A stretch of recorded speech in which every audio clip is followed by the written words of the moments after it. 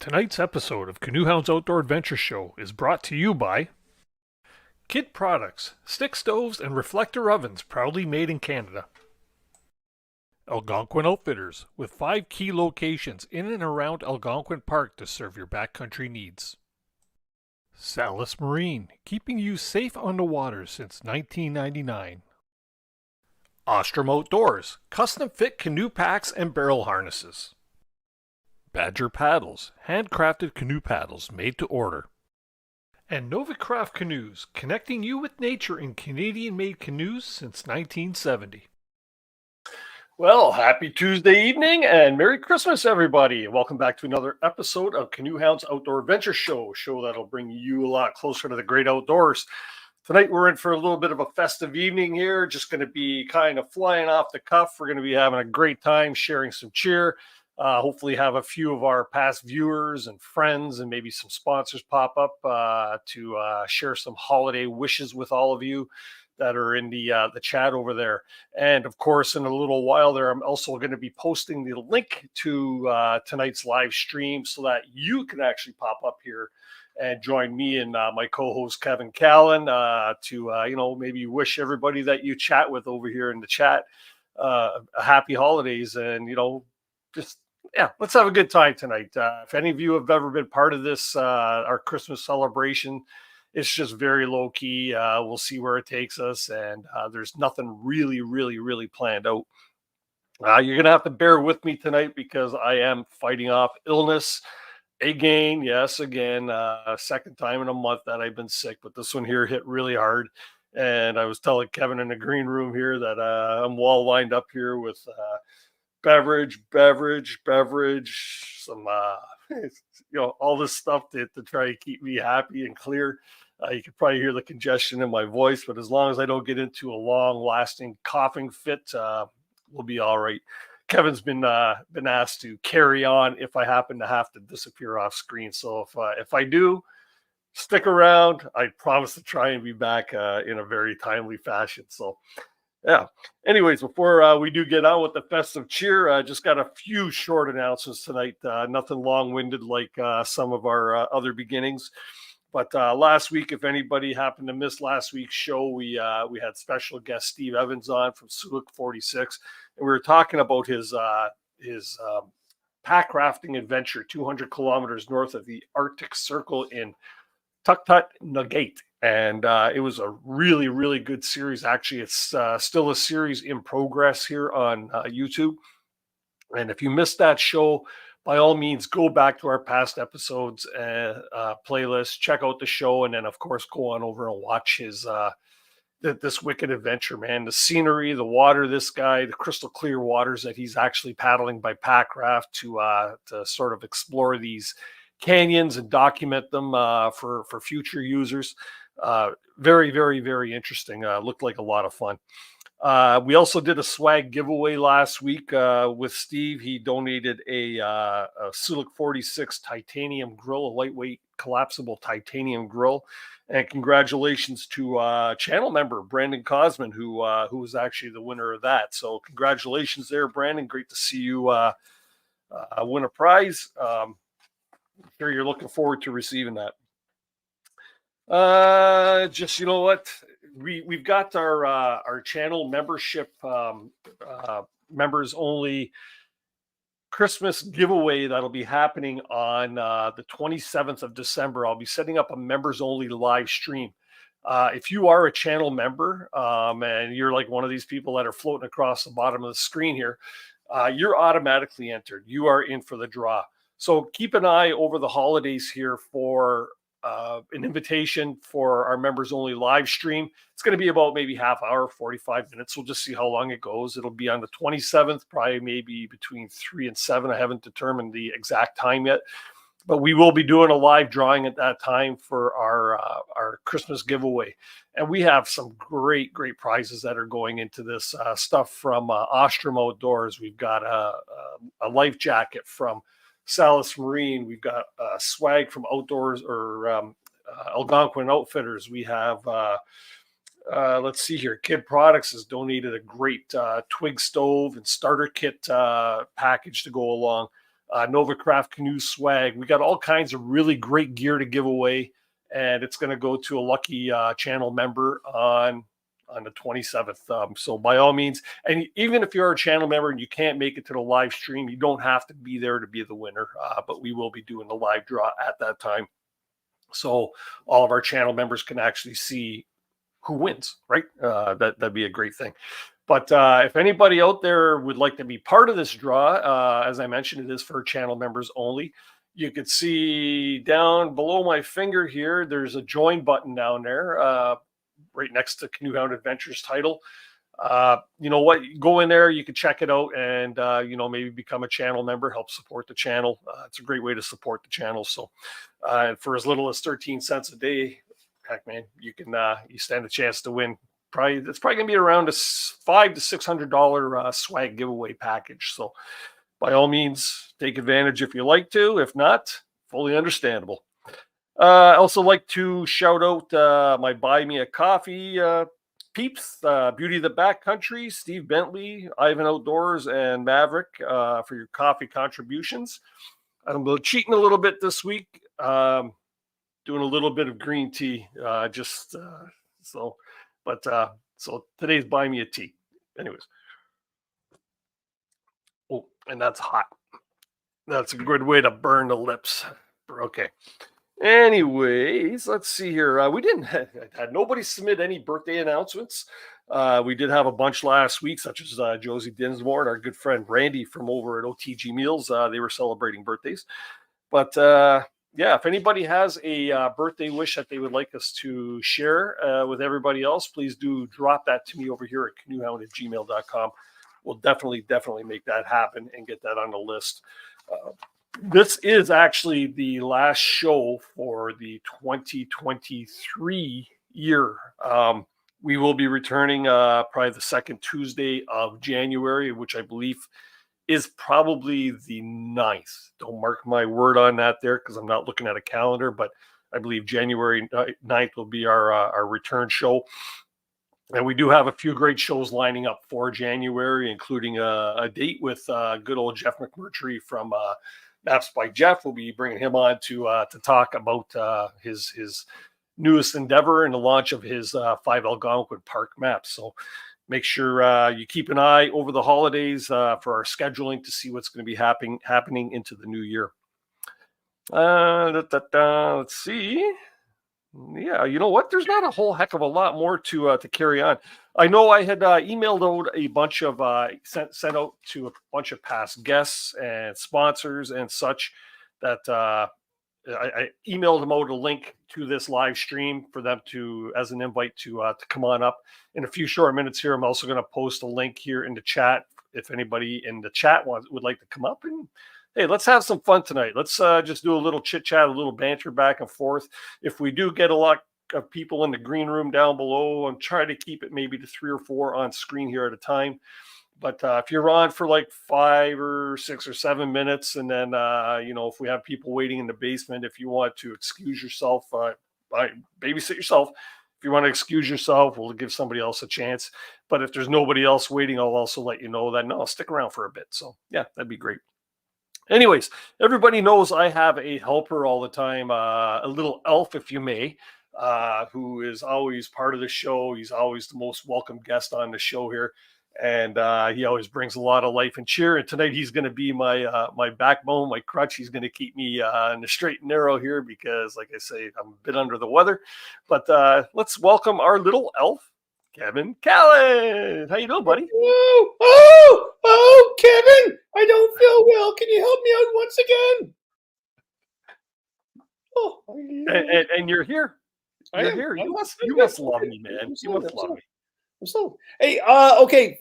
Favorite Christmas decorations. I chose a few here to start off with. First of all, this is a must. Fragile. Oh, yeah, or fragile. Yes. Yeah, remember that? Okay. Also, I love this guy. This guy. Oh, that's the abominable snowman. Yeah, Bumble's Bounce. And this is actually for Ben and Adam for Paddle Heads. Just to show you that I'm, the king of walleye fishing. Yes. You lost a bit of weight there. What are you trying to say? Well, yeah, you lost a little weight there. You're trying to say something. You're getting personal, and I'm going to cry now. And my daughter's favorite one. This is Oh, that's cool. I like that one. Yeah. That's messed up. How come they're not hanging on your tree, Kevin? I have all these. I chose my 6 favorite off the tree. I have tons. We can go over the tree if you want, but this one as well, the tent. But this, so Evan's mother made that one. That's I seen that. That is cool. I really like that one. That was really nice of her to do that. The one I don't think I did show on social media. So he also made one for Tim. Now it's for Tim, so I didn't want to open it because it's for Tim. But I thought, no, I'm opening this and showing this because this is worth it. So because I haven't seen Tim yet, I will see him during the holidays. So this is Tim Foley from CANOEHOUND'S Outdoor Equipment. He's got the axe. It's a broken axe too. The axe is broken. Jeez, that's funny. I like the pot in the hand and everything, eh? That's awesome. So people out there, when you come on, show us your favorite Christmas decoration. Oh gosh, I got a couple here. Give me 1 sec here. Oh, yeah. I got 2 I can reach, and that's because they're part of my set. Of course, I've got my God fishing. Whoop! There we go. There we go. God fishing. Nice. Yeah. And then this one here that they had made special for me, the wife. Oops. There we go. Whoop. Whoop. Oh, fantastic. There we go. Yep. Oh, it looks like you lost some weight there. Oh, I'm feeling a little bare in this one. Oh, yes. Oh, that's awesome, man. So you got a lot of big plans for the holidays, Kevin? Yes and no. Actually, my daughter is coming back from university, and she's doing great second year, and she's in English literature. And I went to visit her the other day, and she was at exams. So she left me alone with her roommates for 15 minutes while she was taking the bus back. That was a mistake. I told all her roommates Kyla's stories from when she was young. Yeah. I loved it. So yeah, so her and I are on Christmas Day going to Christine's. Christine's having her family Christmas. I already had the Callan Christmas last weekend. We had like 35 of us in a hall. And I told you this before, and nobody believes it, but I'm the calm one of the family. And I'm surprised the police weren't involved. And that went well. And I think so. And then after the Christmas, Boxing Day, winter camping. So some hot tenting. So through New Year's and stuff. Yeah. Wow, that's nice. I was hoping to maybe try and do something through the Christmas holidays as well, and get out even out to my day camp or something. But they're calling over down here in Southern Niagara. They're calling for like warm temperatures over there. Oh, really? Holidays. So like it's going to be nothing but a mud pit out at the day camp, right? And then to drive all the way up north for like a day or two, it might not be that feasible. Plus, we should go up to Timmins and visit backcountry couple and just sleep in their backyard. Yeah, right. Yeah. I mean, really, yeah. Timmins. It can't be summer down or up in Timmins. Yeah.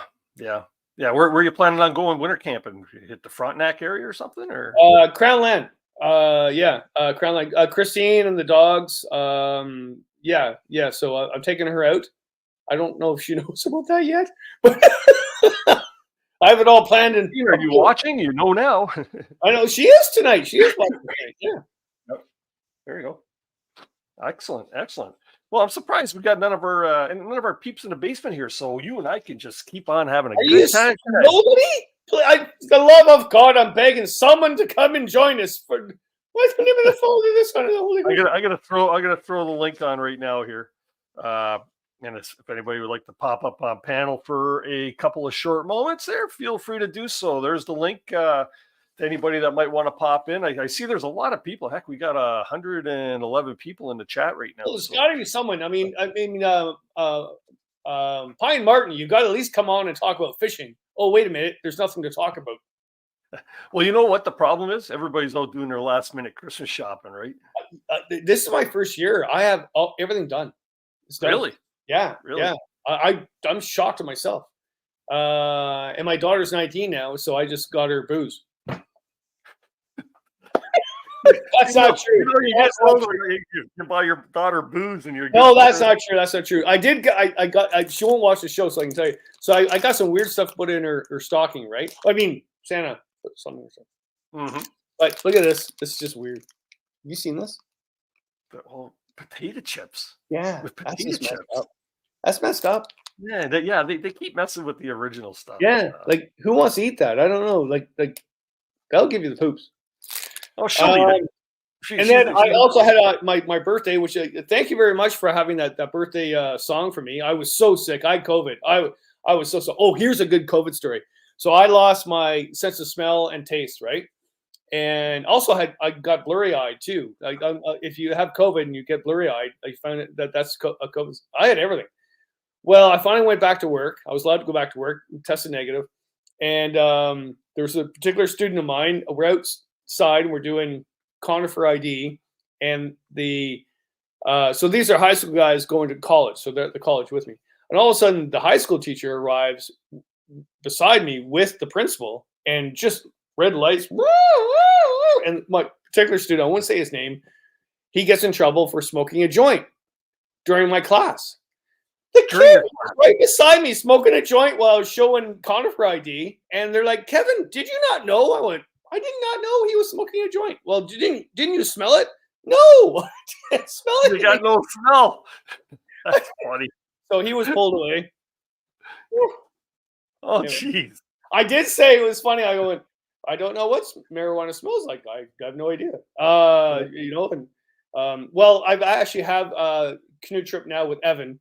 So therefore I know what marijuana smells like. Evan, are you there? Yeah, I'm pretty sure I've seen him in the chat over here. Okay. So he's talking well.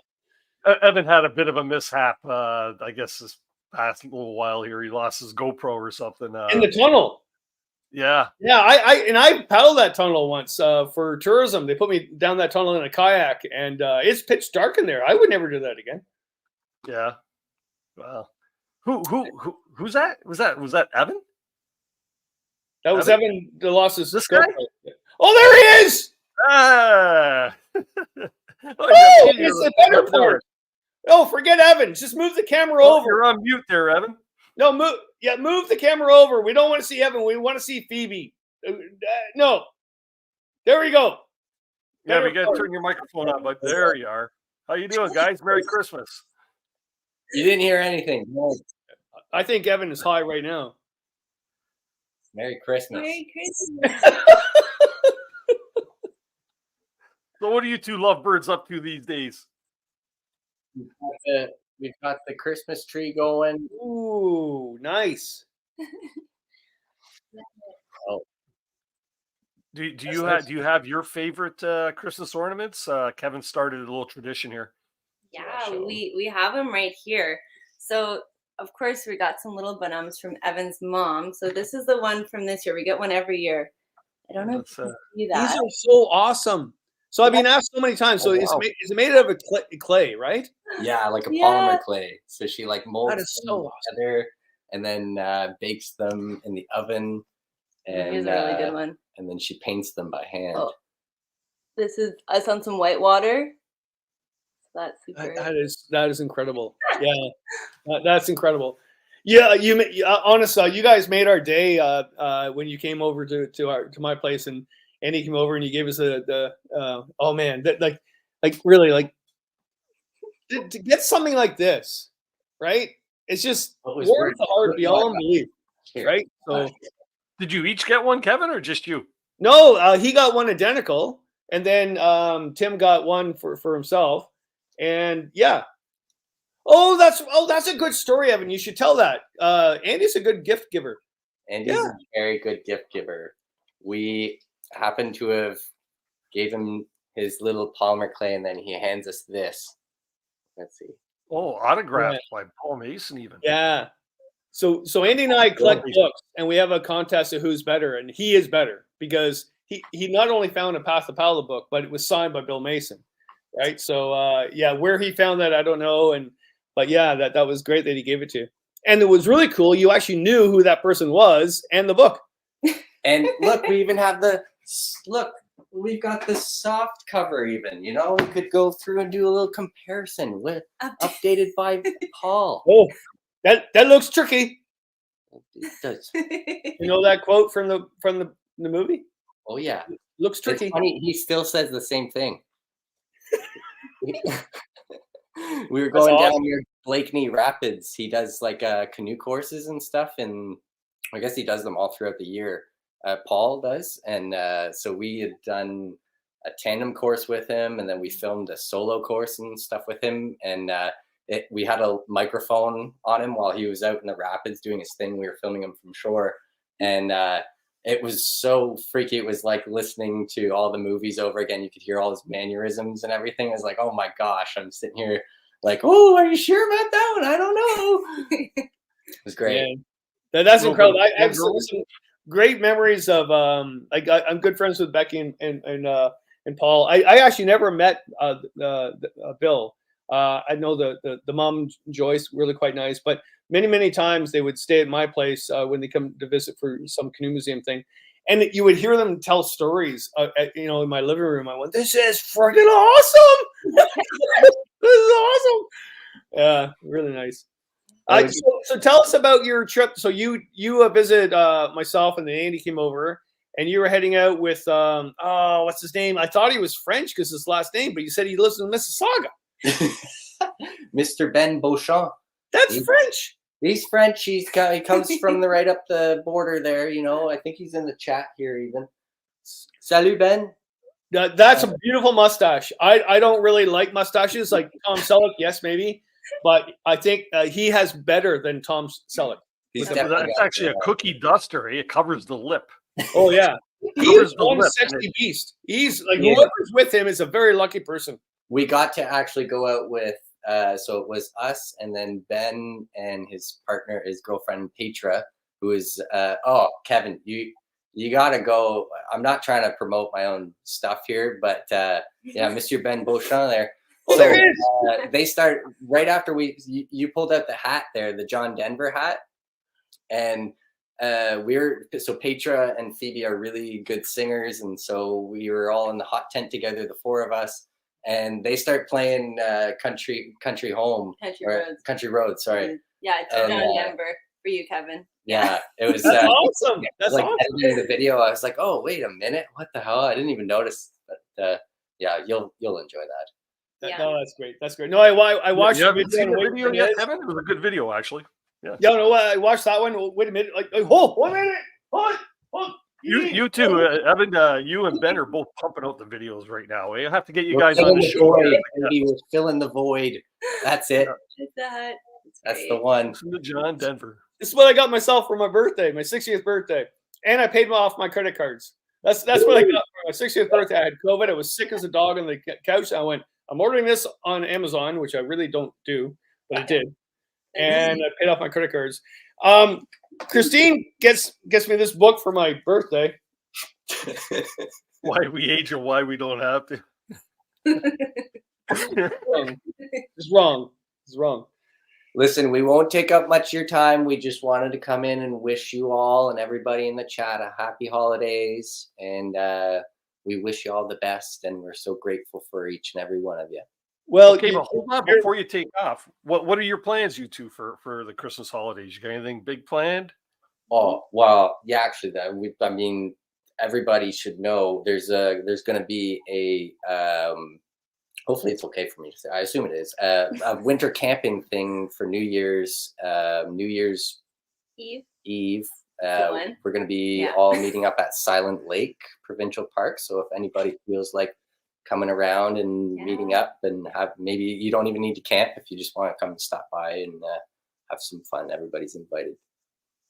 Cool. Other than that, no big plans. Yeah, we had a Christmas Eve ski, usually like a cross country ski, but it's going to be more of like a muck through the it's going to be a paddle this year. Yeah, or a paddle. We're going for a paddle. Would that be something people would have to book in advance, though, Evan? I believe there's going to be some walk-in sites available. We have booked a couple hydro sites. Yep. I think that's like up to like 6 tents or something like that. There's not going to be, we don't have that many planned already, but I mean, just kidding. It's going to be massive. It's big. You're going to have to be there. You're going to have FOMO if you're not there. You better watch if you say it on the show here, man. People are going to be falling out the edges, right? We'll have to deal with some wet wood, maybe. We'll be fighting over wet wood. Yes. I'm not saying a word. Nothing. So for everybody that doesn't know this, how I know Evan and Phoebe, well, I knew them on social media, whatever, but everybody needs to know the story, right? Because it all comes down to, even when I was watching Ben's video too, it's like there's a whole bunch of very enthusiastic young YouTubers that love wilderness and want to share all their stuff, whatever. And I just love it. I just absolutely love it, right? But what happened was Andy and I, two old guys, basically dragging down the Mississippi River this year in southeastern Ontario. Things went all wrong. And Andy goes, well, can you call someone? I kind of know some guy on social media, like Evan, I don't know. He lives around here, I think. He lives in Quebec. We're kind of close. And you and Phoebe came in to help us out and then showed us around the one Mississippi Lake. And then at the end of the trip, everything fell apart as well. I went, well, I'll call him again. See what he works for the government. He's probably doing nothing right now. So he helped us out. And then, kind of to sort of as a repayment, we're like, hey, we at the last minute, we actually had someone bail out on our fall trip. And actually it was Andy. He said, let's call that Evan guy. So here's the thing, Evan, before you go, you know the trip. You know what happened on the trip. When you went home, how did you tell Phoebe about the broken axe? Tell us the story, how you told her the story. Jeez. Probably like, you'll never guess what happened. Yeah, basically. I know. I mean, like, I keep referring it to my Joe moment, like my Pharaoh rod moment. It's like, oh, geez. Oh, Joe Robinette moment. Everybody's gonna know me now. I was the broken axe guy. Oh, geez, what have we done? I still think the look on your face was freaking priceless when that happened. It's good press, bad press. It's all good press, right? Yeah, he came home and said he had a great trip. Best Actually, trip ever. I think my first thing was I have to go and find that axe for Tim. Yeah. And it was like, I only found like 2 of them on eBay, and I think it ended up selling for like $500. He's fine. He's got a lot of axes. He owns a store that sells axes. He's fine. That helps me. But what's really funny is I really thought he was, well, actually, I've never seen him ever lose his cool, but I thought he was going to lose it. I would have, it didn't sink in, I guess, until when I got home and trying to look on it, look how much they were on eBay. I was like, oh, shit, I see what I've done. Yeah. He probably cursed you while driving home on his own. Yeah. Well, he's a gentleman about it. I'll give him Think he's over it now, Kevin? No, that story will be told every single year, time and time again.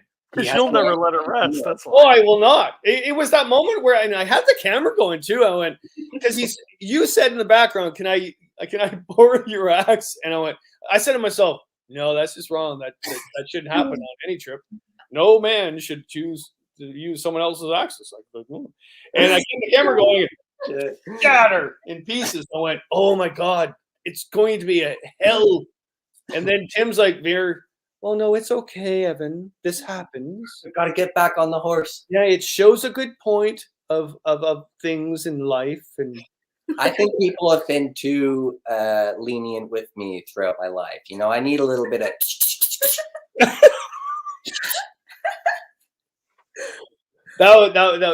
We did have a really good trip. We had beautiful weather, beautiful campsites. Didn't see a lot of people. And what was our record? 56 loons gathering before they flew south. It was amazing. Yeah. Amazing. I was wondering, you guys were like, I couldn't keep up with you, and like I was looking over all way across like the whichever arm we were in there of Opeongo. It's like I can't even see them. Where's Tim and Kevin? me and Andy were trying to scoot along, and then you guys were fancying it up with the loons the whole time. Well, it was the loons. Yes, I know.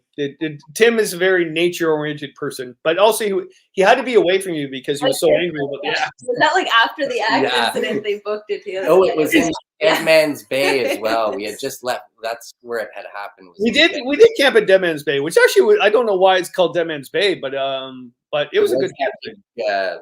Lynching. Oh yeah, that was weird. Yeah, that was. I thought you guys had me going. And then you guys went on so you left here, and did you end up getting to Egan Lake or the Crownland spot, or what happened? Yes. Well, actually, that road was very intimidating. I'm familiar with driving off the road. Well, we're used to driving on the slushies, but that was a bit sketchy there. Oh well, going in was okay. It was like a snowmobiling road, more or less. Didn't seem like much car traffic, and then we had like 20 millimeters of rain, and so coming out of that road for like 10 kilometers and like a snowy road was a little bit sketchy. But so be careful if you're going out there, people. You're always saying that too, and I think it's really good in your videos because you've done some lately too. You did that whitewater trip. And I think every 5 seconds you say, "I'm not a professional. I'm not a professional.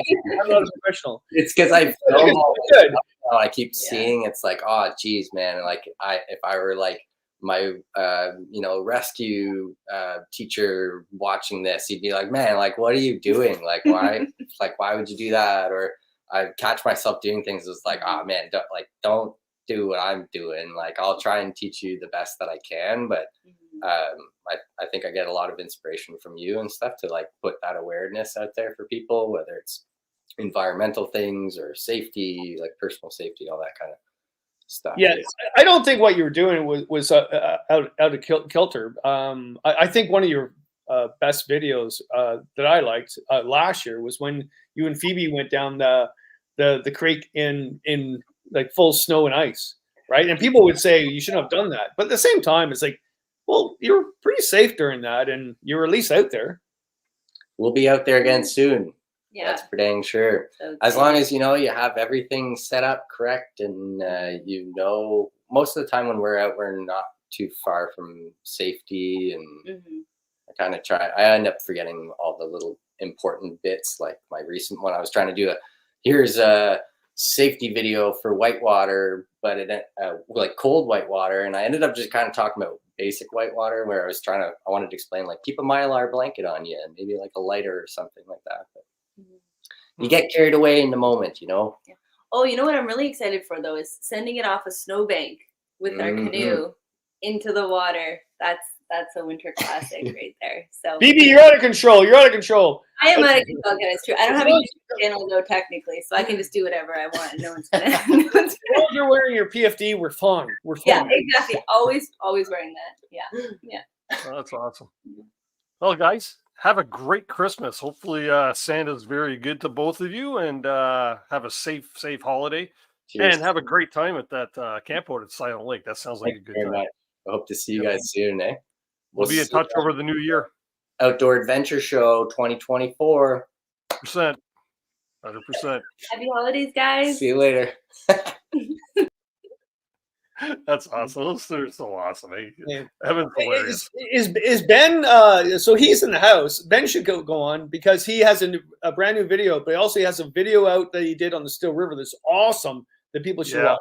Ben, are you there? Come on. He's been pumping out the videos. We actually got a couple here in the basement there. We'll bring up somebody you're actually quite familiar with too, Kevin. So let's bring on Bill and Ann Ostrom from Ostrom. Hey! Wow. Hey, everyone. How are you doing? Howdy, Kevin and Dennis. Well, you look younger than before, I swear to God. Oh, thanks, Kevin. We're still using that picture from that you took on the bottom of the Kopka. The cliff. That's right. The cliff portage. Yeah. That was an easy trip. Really easy. Oh yeah. Well, and how come Bill doesn't have a bow on? Where's your bow, Bill? Oh, it keeps falling off. What can I say? Oh, okay. Right on the forehead, man. It goes right on the forehead. There we go. It helps Bill if you lick your nipple first. Yeah. Okay, Kevin, that's enough of that. All right. But you know that Kopka River trip, we did 2 extra portages because back then Kevin didn't like whitewater. So we had to do these portages, and one of them was just nasty. It was a boulder field where the river was once upon a time, and it was wet and it was raining. And do you remember that, Kevin? Now you do I have no whitewater. recollection. I do remember that. I do remember, in fact, I was watching, who was the latest that did the Kopka? Wasn't Xander? It was something. Was it Xander did the Kopka, yeah. Oh yeah, okay, it was Xander. So he was running a rapid, and I saw a whole bunch of boulders. I went, "That's a freaking portage that we did." Yeah. However, you do recall you Northerner showing us where to catch walleye, and who caught more walleye? You caught more walleye. That was on Woodland Caribou, though, wasn't it? Well, both trips. Both trips. But I have to add, Kevin, by the way, is a much superior fisherman than I am. But on the Woodland Caribou trip, I caught 3 lake trout and he caught 1. Although his 1 was slightly the largest. So yeah, but they were good eating, eh? Oh, they were great. And that was midsummer, and we caught them right up top. But And remember shallow water. tell the story about the wolf scat, the biggest wolf scat you've ever seen in your life. I don't even remember it, Kevin. I remember on the portage, me seeing a bear and kind of coming across, and you guys remember that? Yeah. I was taking a pee. We're trying to find the portage, and I got off the shore to look for it. And I was taking a pee, and there's a bear cub going up a tree. I went, "Oh, that's not good." And then the tree fell with the bear with it. I went, "Well, where's the mom?" And I'm hauling to you guys, "Come and get me." "Oh, you're a sissy pants, Callan." But we also, on that trip on the Kopka, we had I don't know if it was a predaceous bear, but remember the bear that sighted us on the creek? And then that's right. And followed us. Yeah. And then you're a big guy, right? And you try to scare it away, and it wasn't scaring away, and I got scared.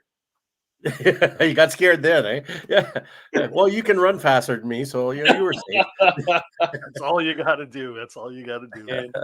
So what are you guys up to? What adventures? I mean, you went off in a van and traveled the world. You went off to different countries and traveled the world. Yeah. Well, last winter we were in Ecuador. We spent 6 weeks in the Galapagos and then 6 weeks in mainland. But this winter we're doing a house sit in Penticton, BC, and we're here for 5 months looking after Roxy, a cat. And we're hoping to ski at Apex downhill, and we've been skiing at Nickel Plate Nordic. Nickel Plate is in great conditions, but snow out here in this particular area is sparse. Apex is open, but not really that functional yet. It will be. But the cross-country resort, the center is phenomenal. Most welcoming people I run into in a long time. Lots of friendly people there, and they're so well organized. They have a really nice house. And anyways, we're excited to be here. Yeah, that's cool. That's cool. You've done that in the past too, right? You've always gone out west in the winter and took care of. We've been in Kelowna a couple of years, Canmore for 3 months, and we like the winter. We missed the winter last winter. We were in hot temperatures, and it was really nice and spectacular, but we crave getting back to Canada in winter. I always wondered though how you get these jobs. You break into the house, and then those people are away for the winter. No, nothing like that. What we do is we say we're a friend of Kevin Callan, and they give us the space. So that's what it is. There's sites on the web that we use that does trusted house sitters. There's a bunch of them that it's kind of like Airbnb. You have a profile, and we've been doing it now for close to 5 years. So we have a profile with people that actually think we do a good job, and that helps. So that's nice. cool. It's a change of pace, and it's free. We've been in San Francisco near Ann's brother. We've been in Huntsville area near relatives. It's a nice way to San Francisco and Huntsville. Yeah. There is a difference, yes. Oh my Lord. So as far as the skiing, what are you doing to kill the time? I know you're doing a little bit of what's the research? You're doing some research out there and doing a bit of Prototyping? Yeah. Is that Yeah, is that design and prototype work for me in the winter. Yeah. I think I've got close to 5 or 6 new products coming out. You've seen a couple of them, Dennis, and Yep. that's exciting. It's always the fun time of the year, Sure. you know. And then they have to be made for us, and we've already been through the testing. They've been out in the field, and that's the good thing. And now they're coming to market, and you'll see them in the next month or two, Dennis. Good stuff. I'm excited for that.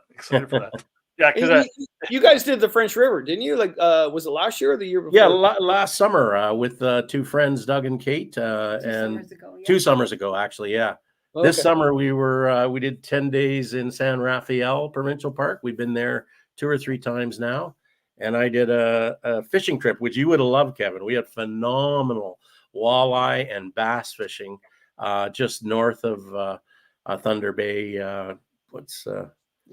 Yeah, around Ignis. Around Ignis area. Oh, It's an area where we've been working on a canoe route, 4 or 5 day trip for about 5 years, cutting all the portages, and we're 1 portage away from having a loop. So oh, wow. it's definitely a lost canoe route, Kevin.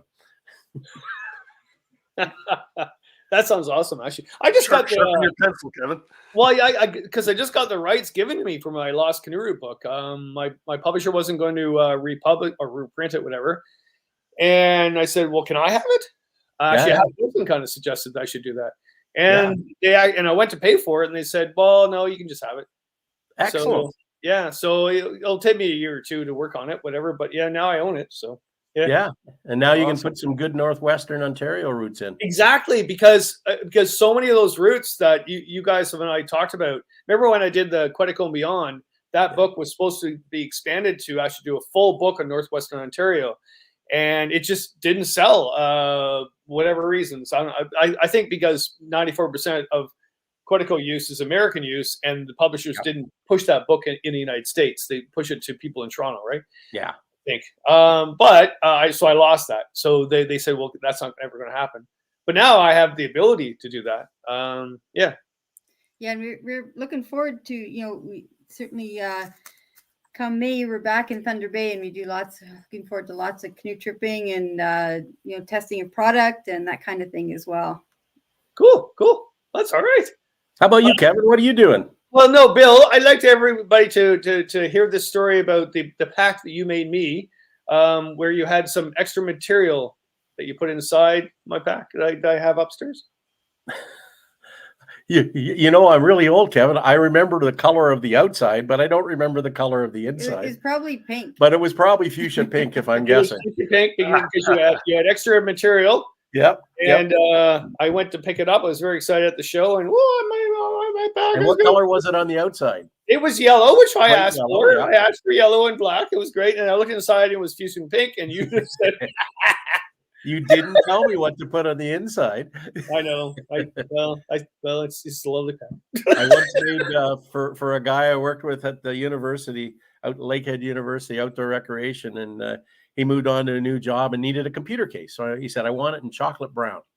And John had a good sense of humor. So I made him this case, and he opened it up in a boardroom with all kinds of people exposing how good I was at everything. And he opened it up, and the entire inside was fuchsia bright pink. I don't think he's ever forgiven me. Is that the same style cases that we got for the giveaway? Sure. No, yeah. it was a more complex. No, it was padded briefcase. it was a padded laptop. computer back then when computers were bigger, Dennis. Oh yeah, okay. You guys remember that at least. No, I have no. I'm a youngin. I still remember my first laptop, man. That thing probably weighed around 25 pounds. It was a brick. Yeah. My first laptop was a typewriter. Yeah. Electric. Was it electric or standard? Actually, electric. Well, I did start on the regular one because my mom actually taught me how to type. She was the typewriter instructor at the high school, whatever. And then I remember the whiteout. Remember the whiteout? Oh, I still use it, Kevin. Yeah, my students still find it and then roll it up in a joint and smoke it. Times have changed. Yeah, I know. So, what do you two kids got planned for the Christmas holidays? Anything big, adventurous? Well, we think we it's pretty low key for us. The 23rd is Anne's grandfather's birthday. He's gone, and my mom is gone. Her birthday was the 24th, which as kids was really incredibly difficult to understand. While she got to open all her presents and we didn't, but we always celebrate those. And we think we might have a couple friends from Squamish coming down with their daughter over the holiday. So we're really hoping that comes through. We'll find out in the next day or two. Cool. Yeah. Very good. Otherwise, low key. I hope Santa Claus blesses both of you quite well. Thank you. And to both of yous too. Yeah. Yeah. And to the wolf that we met, or the scout we saw on the trail, that was kind of like 6 feet long. To Merry Christmas, and you said, I'd like to meet that wolf. Oh, okay. Well, I still haven't met him, but I remember the caribou we turned around the corner. We stopped for a break in Woodland Caribou, and something really stunk, and we had our snacks and stuff, went around the corner, and there was a dead caribou that wolves had been feasting on. So cheers to Dennis and Kevin from Ann and I, and Merry Christmas. Merry Christmas. Actually, the smell was coming from me, but I never told you that.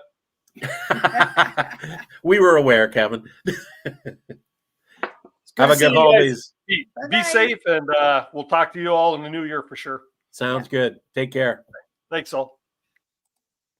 Wow. You know what?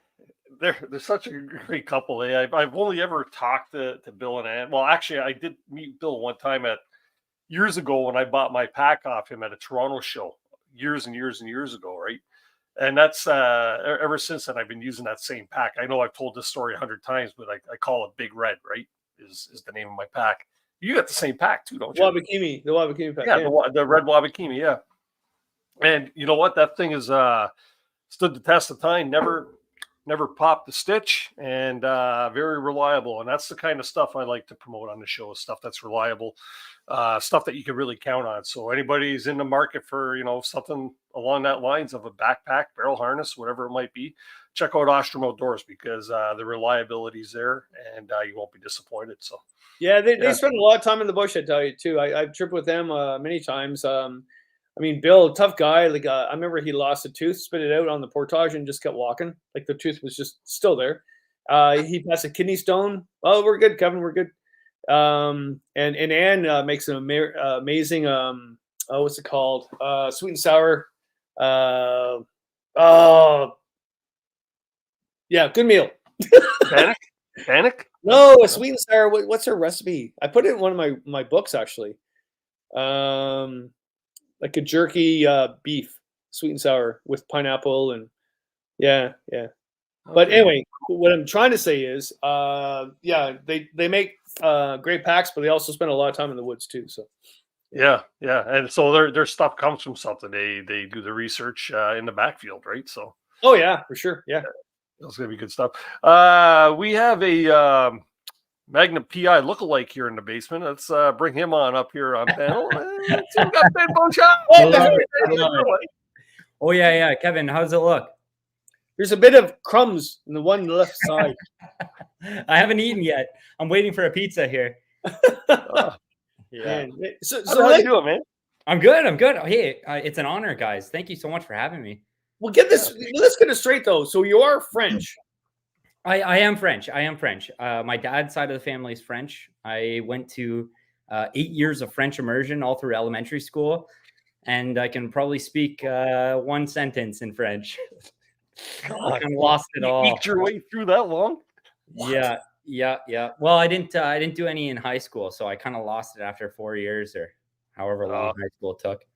You can't have a mustache like that and say something. No. Oh, come on. Yeah. Tell everybody about the Still River. That's amazing video. That's amazing trip.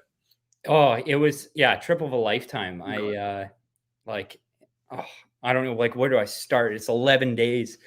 It was the biggest trip I ever had done, and I kind of knew it was going to be special because I think.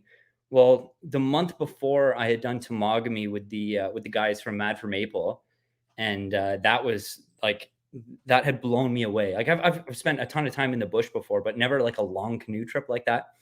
And they had done the Steel River the year before, and so after our Temagami trip, we had camped in town, at Finlayson Point, and we were having a couple beers around the campfire, and I had talked to these guys about like maybe doing the steel trip. Like I'm like, I don't know, like I'm not that experienced. And they were all just going, oh dude, just do it. Don't even think about it. Just go for it and do it. And so like within like 2 weeks I had planned it and just went out there. And it was absolutely incredible. I was blown away just like on the drive there. Up until that point, I had only been as far as maybe like White River along the North Shore. So like going all along the North Shore of Superior, I was just like jaw dropped the entire time. Wasn't that beautiful? Oh my God. And I had actually stopped in with Jay and Sherry from Beauty of the Backcountry, but they were separate. So I had met Sherry for lunch in the Sioux, and Jay was playing a gig in Wawa. So I met him in Wawa. We had a coffee there, and that was amazing because I was able to they had run the steel in June, and I was doing it kind of end of July. So I was able to kind of get some insight from someone who had done it fresh, and that was just amazing. And then jumped right into it. It was like just 11 days of being blown away. Diablo was brutal. It was just as bad as everyone had said it was. Just as bad as I read about it in your book, Kevin. And then like I pretty much checked off every box that I wanted to in terms of wildlife. I was able to, like, I caught a couple brook trout on Diablo Lake. I actually saw a bear on Diablo Lake that I didn't get on film. And that was within the first like 36 hours, and then continued along, like fish after fish after fish. And that's kind of like, that's my thing. I love fishing so much. That's kind of what got me into this. And then on, I think it was the 8th day is when I saw that wolf.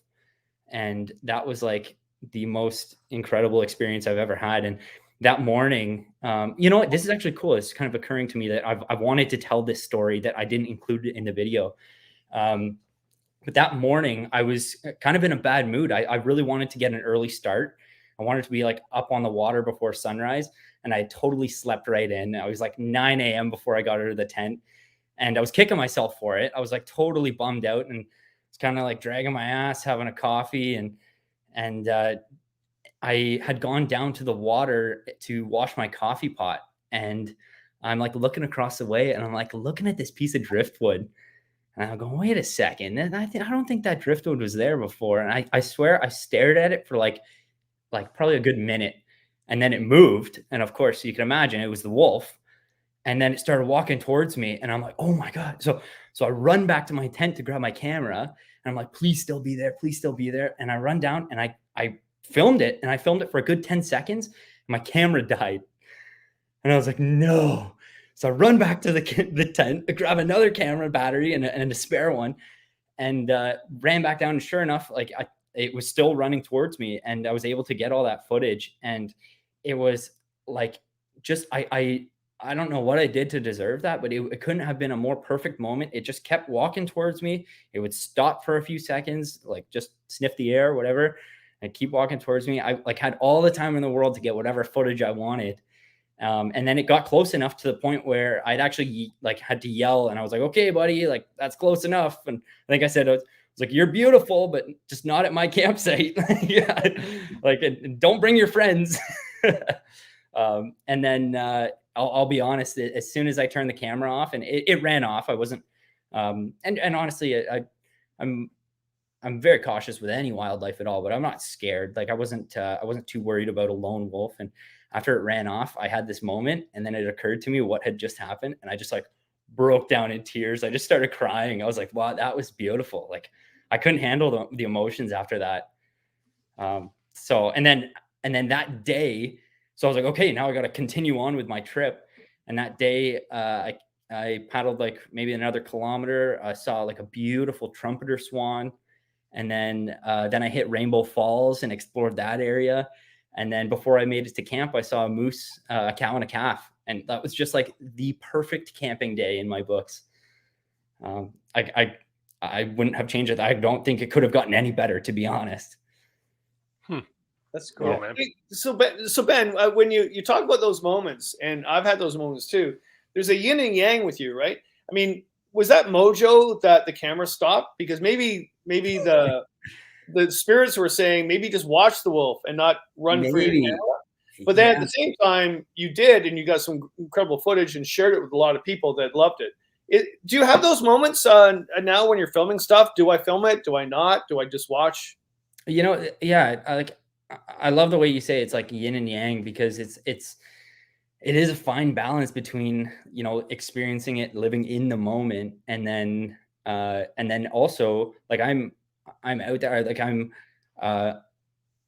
I would love to be like a filmmaker. Like I call myself a videographer just because I'm kind of amateur right now, but I'm just as much a videographer as I am a outdoorsman. And so it's like I'm there to capture those moments. And it does suck. Like there are so many times where I'm just cursing my camera, going like, okay, I don't even want this here. I have done some trips this past summer, usually just like a weekend trip where I don't even bring any camera gear at all, because I do want to just experience it. I still love that aspect of camping. But in that particular moment, that was day 8 of my trip, and I had kind of like had this feeling like something big was going to happen. And it was almost like I was like waiting to have that moment to film it. And so I would, thank God I had that second battery with me. Because I think it would have been epic to see the wolf no matter what. But if I didn't get any footage at all, like that would have been like, yeah, I saw this wolf and it was beautiful and it was a beautiful moment. And I cried afterwards, but yeah, you can believe me if you want to believe me. Yeah, sure, Ben. Sure, you saw the wolf, and sure, you're French. Oh, yes, no, I walked right through camp, you know? Yeah.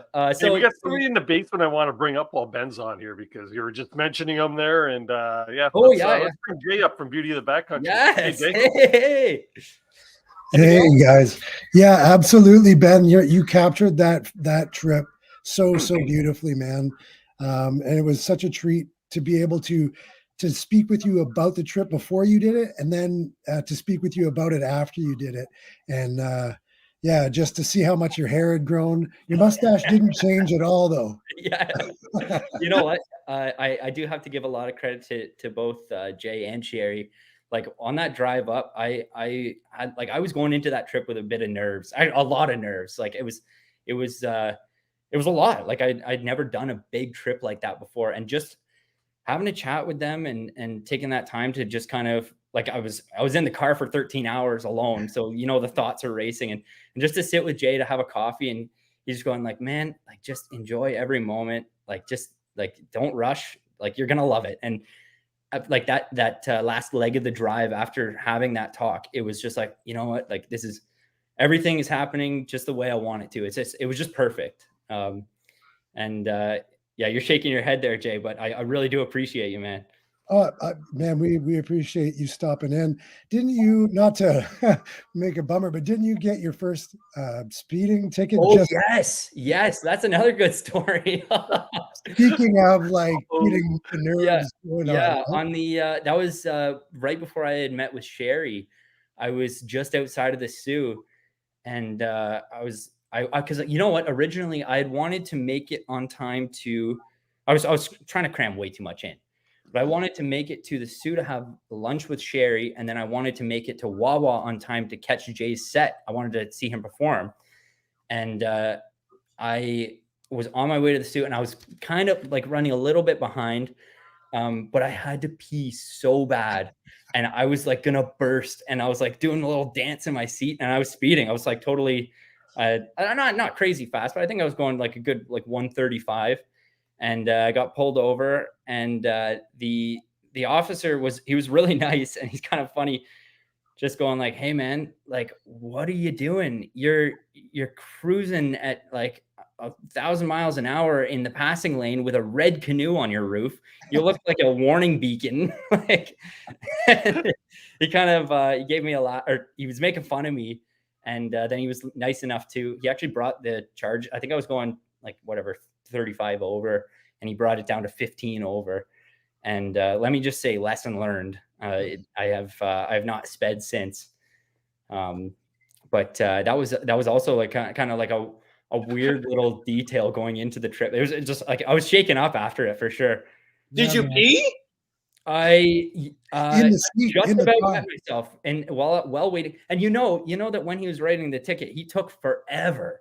He took a Of good course. 20 minutes, and I made it to the restaurant. I like said hi to Sherry, and I was like, I gotta go to the bathroom right now. But yeah, that was a good one. I almost forgot about that. Yeah. The cool yeah. part of that too, Ben, was you did your Steel River trip about the time I did my Wabikimi trip. Oh, that's and you and right. I were back and forth about trying to meet up to see Jay and Sherry too, and then and it just our whole trip like that, we kept missing everybody like by just boom, boom, boom, just missing everybody. Right? Was it? I can't remember. Was it Brad Jennings that saw you on the highway? Yeah. Brad and Leah sent me a text when we were pulling into Arms or like the 527 headed towards Armstrong. They go, "Hey, we just seen you on the highway." Yeah. Too funny. Small world. There's another connection that I just found out about that Ben and I have. Ben, you texted me. Hold on. Do you happen to have it around? I don't know if I have it. Oh, here it is. So there's a book. So Ben, yours is more interesting. Well, so basically, this book was. Oh, here we go. I just opened it to the page.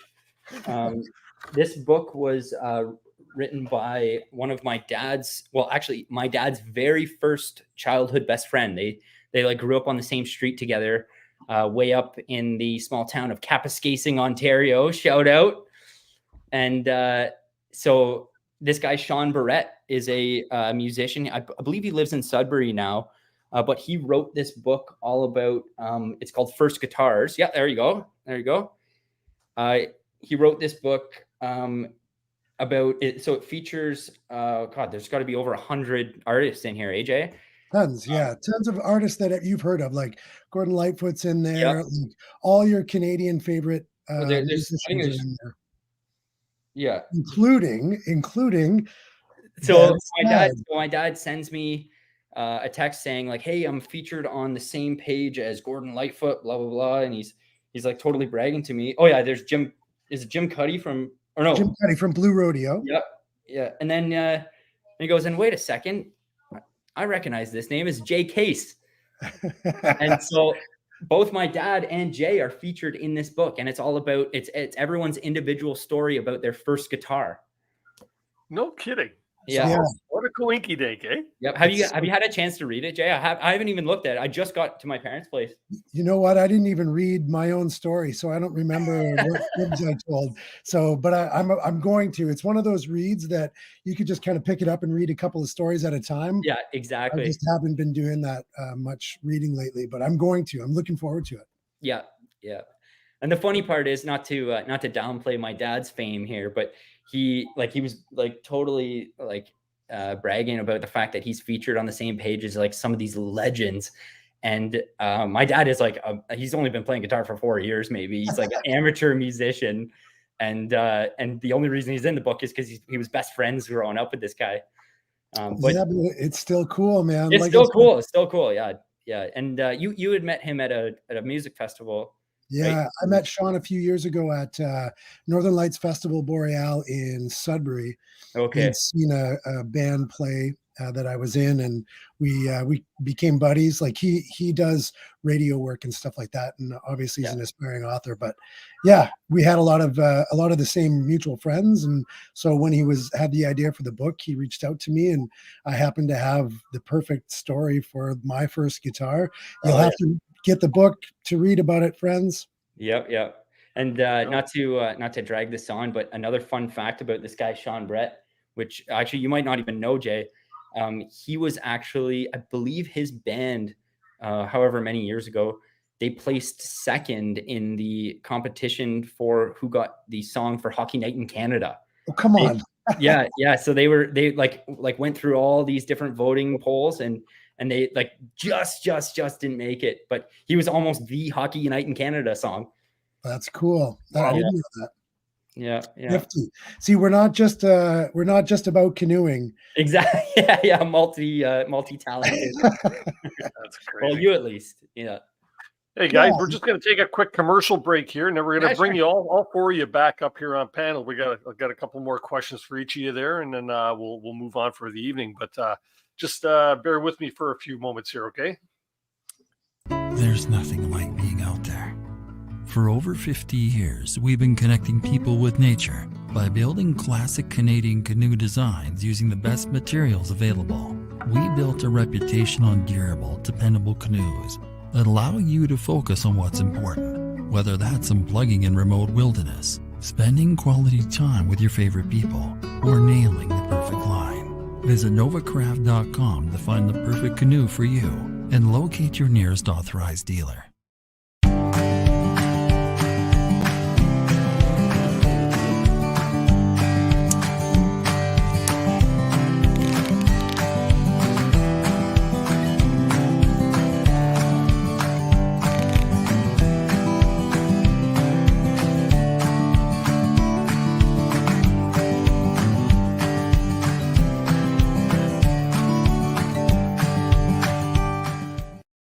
Tonight's episode of CANOEHOUND'S Outdoor Adventure Show is brought to you by Kid Products, stick stoves and reflector ovens proudly made in Canada.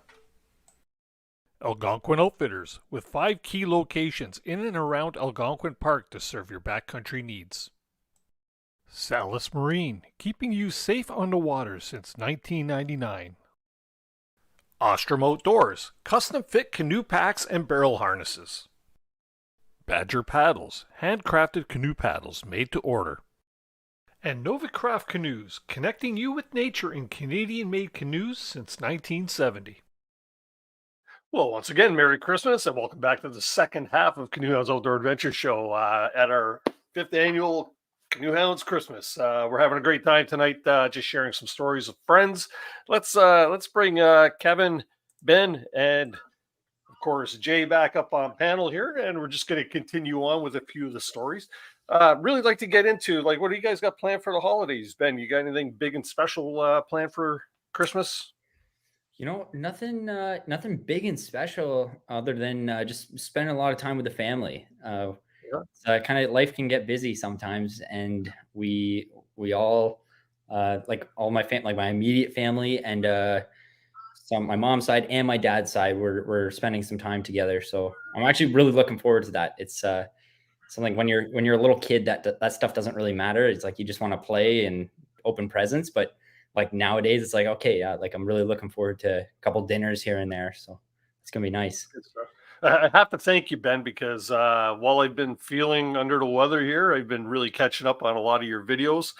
And of course, I think we're going to have you on as a guest in January sometime. What do you think, people? Should we have this young fella on the show for an episode? Oh, come on. I'll be there. You say the word. That's okay. exciting. I'll reach out, man. I'll reach out for sure. How about you, Jay? What do you and Sherry got planned for the holidays? A little time at the cottage, perhaps? Or Yeah, so we'll be heading up to the camp to check on it, and I have a few shows that I do. The holiday season tends to be relatively busy for music, and yeah, a ton of family. So ever since I was a baby, really, my family, the Case family, who are much like Kevin's. Believe it or not, I'm like the tamest one in the bunch.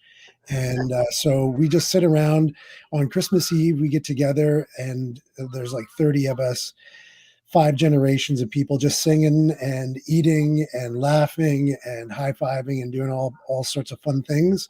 And then Sherry and I are going to go down to visit her family down in London near the end of the holidays. So that's going to be really nice. We don't typically do that. So, but yeah, other than that. Would you happen to have a guitar handy, Jay? Would you like to play maybe a little Let It Snow?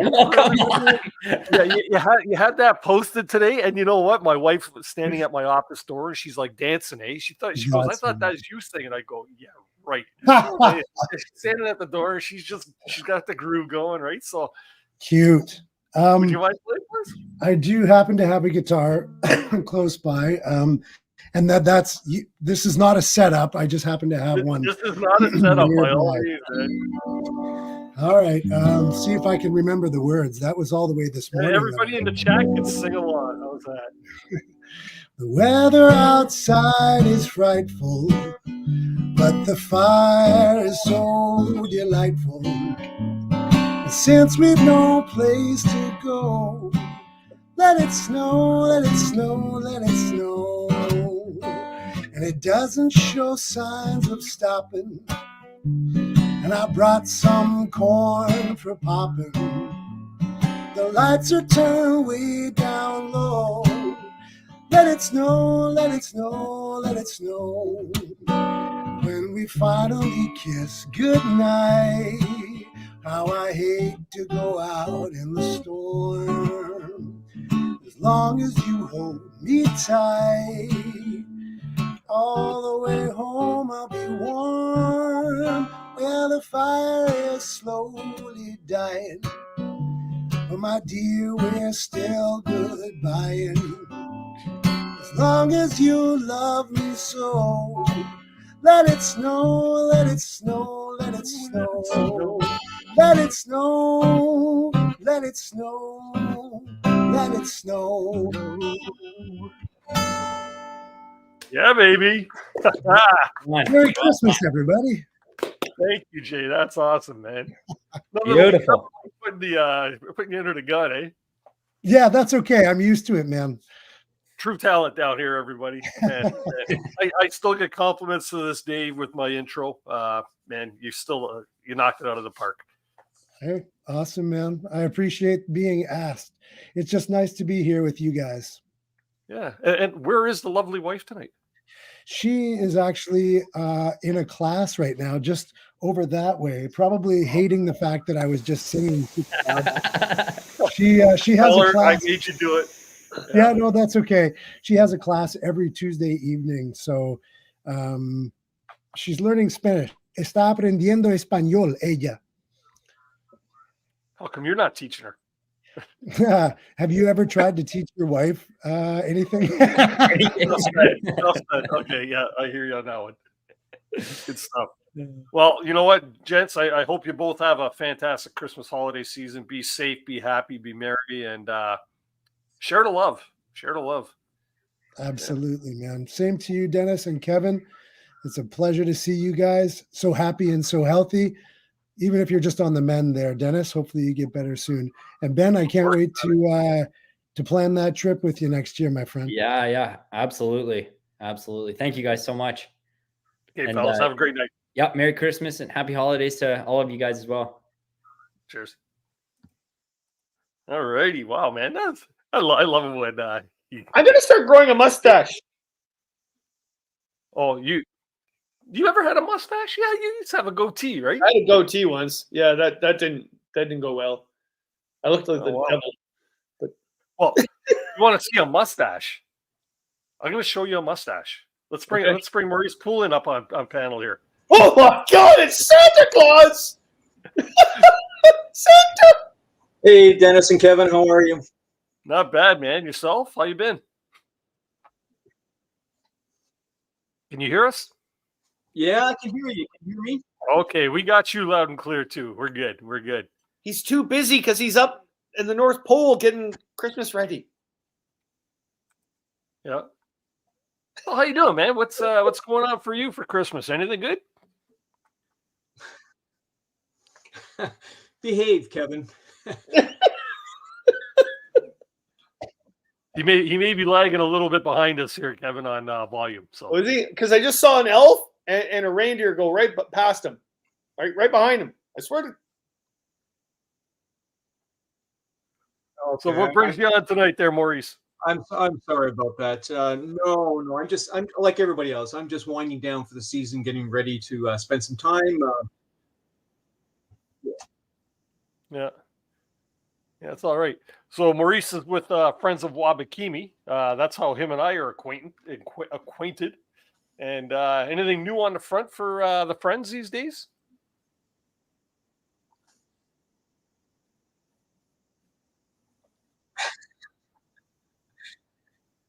Yeah, well, as you probably know, we have our new collaboration with Lawrence Mills for our maps.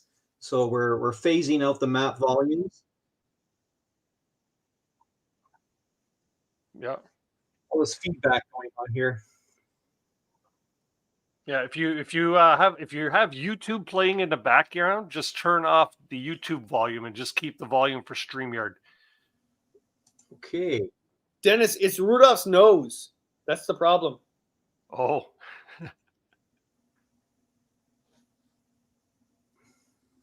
Does that help at all, Maurice? I think it is helping. Do I sound better? Okay, sorry about that. We hear you. We hear you loud and clear. You're good on our end. Okay. Anyways, yeah, we have a lot coming up for the new year. As you know, we're heavily involved in the environmental issues of protecting the park and surrounding areas, and so we have an application in with the Ontario government for the Caribou Conservation Program. And so what we're looking at doing is creating citizen science by having canoe trippers go into Wabakimi and actually doing caribou sighting research, scat collections, looking at nursery areas, and collecting data in order to demonstrate what areas actually have caribou presence. So we're trying to track everything from their range, their calving areas, their summer nursery areas, and that would be a 5-year project we'd be undertaking. And besides that, we're starting to look at mapping more of the Crown land areas. As you know, Wabakimi is an exciting place to go to, but it's hard to enter unless you go by train or you go by plane. There's only a few access points that you can get to by road. But there is a lot of opportunities on the outside, especially on the western side of the park. And so we're looking at actually Parks Ontario has asked us if we are interested in getting involved in mapping the 17 surrounding parks and conservation areas and mapping all the old canoe routes as they come into Wabakimi. So we're looking at that for the future. And as you know, we have a new agreement with Lawrence Mills, who produces some incredible maps with details on Wabakimi. And we're putting all our information, or we have taken all our information from the map volumes and our planning map and put that into his maps, and we've created it by canoe route. And all that's up on our website now and available to download or to purchase a print copy, whatever your choice is. Yeah, I actually used one of Lawrence's maps for the trip that we did this summer, and very well laid out. I actually have a few little updates to send them there that I still have to dig out. But portage that wasn't there, or that's totally blown over, and a couple of campsites that are no longer existent due to the wildfires that were up there and stuff like that. But yeah, very, very handy maps. As you know, and you've experienced, Mother Nature never cooperates. You get those microbursts, get tornadoes, you get forest fires, and especially on the Crown land entrances, you get logging that comes in, and so portages have a way of just disappearing.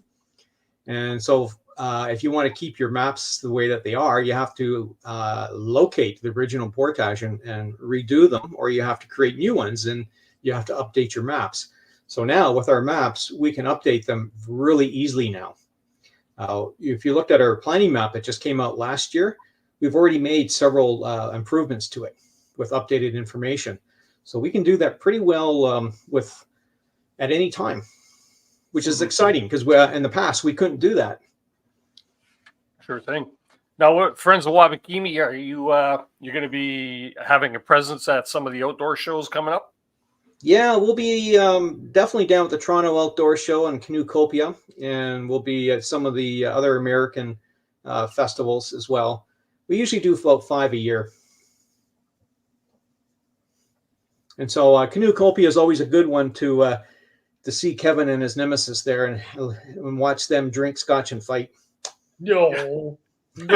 Or debate, not fight. Sorry. No, Cliff and I get along. It's funny, eh? Oh man, we're doing a Q&A there, him and I, and a bunch of other things too. So yeah, it's a good show actually. It is, and the Toronto show is a great one to be at. It's especially like one of the challenges we have with Friends of Wabakimi is we have an awful lot of American members, so we spend a lot of time in the U.S. But it's very nice coming down just to see just how big the Canadian canoeing community is, even though it's in big bad Toronto. But and yet we were also better paddlers. I agree, and I don't know why Cliff denies that. We're just joking. No, we're all good paddlers. So since we're talking to Santa, Santa's here. He's right in front of us. Santa, what are the top 5 things for canoe tripping that you want in your stocking this year? For my personal stocking? Yeah. Oh, well, you know what? One of the challenges that I have is I buy good gear, and it doesn't really break down and fall apart too easily. But I think I could use another Ostrom Bikini canoe pack for traveling guest. It's always nice to have an extra canoe pack. I am eyeing my eyes on a new reflector oven. I know a good friend. I just got a new stick stove, so I can't put that one on the list. But I am looking for suggestions on a new sleeping bag. As I get older, Kevin, I find that I've got really large shoulders, and I find that in most of the sleeping bags, in the shoulder seasons, when you want to layer up, I can't turn around when I zip it up. So I am. Yeah, well, my favorite. I had that problem a few years ago, and I spent a lot of money on it. But I got Nemo, and it had a collar, but it's not shaped like it's shaped like a spoon more so than a honey bag, and I love it. Yeah, costs a lot of money. So one of the challenges I have living up here in the north is there's only a couple of outdoor stores, and they only carry a select number of brands. And so the nice thing about outdoor shows, but I'm finding a lot of the outdoor shows recently are carrying less sleeping bags, so it's harder to go in and try them. And that's the thing I like to do, is to try the gear before I commit to it. What about the top 5 stocking stuffers? Well, I think you can never go wrong with a really good knife, and it's hard to select one knife because there's so many. Wait for this. And then Okay, Kevin likes show and tell. Look at this. Tim, my buddy at Canadian Outdoor Equipment, he gave me this for my birthday. Oh, wow. Holy crap. And like, good friend. It's like, oh my Wow, goodness, that's beauty, eh? it is. That'd be Chopper. perfect for my stick stove, so I can split wood safely. Oh, and it's actually for cooking. Actually, he actually said in the card that this is actually for home. It's for cooking at home. I mean, I'll take it on a trip for sure. But yeah, wow, eh? Well, what I'm actually looking for is a nice big blade that I can actually. I like to sort of baton my wood to split with my knife, so I'm not using an axe. Because with a stick stove, I mean, I'm using my saw to cut them small, and then I like to split them, right? So that's what I'm looking for right now, is suggestions on a good knife to do that. But also some starter flint is a really nice stocking stuffer. And if you're, depending on how you're winter camping, you can't go wrong with a headlamp. They make great stocking stuffers, big on the list. And things like, even depending on what you're hauling your gear with, you may want to have some wax. Other than that, I'm not really sure. I have to check my list. Yeah. I don't need anything else in my stocking. I got so much shit. I got so much gear. It's not even funny, right? Well, you get to a point, Dennis, where your family doesn't know what to get you, so they always sort of buy you a lot of stocking stuff or outdoor stuff, and then you feel like you're a retailer after a while because you got so much stuff you got to get rid of. Yeah, it starts looking like a Canadian Tire shelf, right? Cog and Right. this cog. You know what though, Maurice? I've got several really nice bushcrafting type of knives, and I still resort back to my Morris. I just something about the more like to me, the comfort and everything, right? That's a good knife. Yeah, Well- and for the cost of them, like for under $40 to get a knife that holds an edge forever and it's workable. Well, I was going to say, that's like a paddle. It's a very personalized piece of gear. Yep. The ergonomics have to fit your hand. The weight has to be correct, and the hardness of the steel has to be correct so it holds an edge. Because the last thing you want to be doing, it's like fillet knives. I mean, if you get a cheap fillet knife with cheap steel, it seems like every second day you're sharpening the knife, right? And who wants to do that all the time on a canoe trip? So yeah, I mean, find a good quality knife that fits your hand, that holds an edge, and you really only need a couple. Yep. But you know what the number one though request is for stocking stuffers? No. Any guess? Love and peace in the world. Well, you're not far off. You're not far, especially this year. But is a good flask for whiskey or scotch. Yeah. I got mine. So my question for you, drawer full of them. Yeah. well, my question for you, gentlemen, then is, what size of flask suits your needs for canoe tripping? The bigger, the better. Yeah. So is it one flask a week? Or one flask every 10 days? A flask per hour?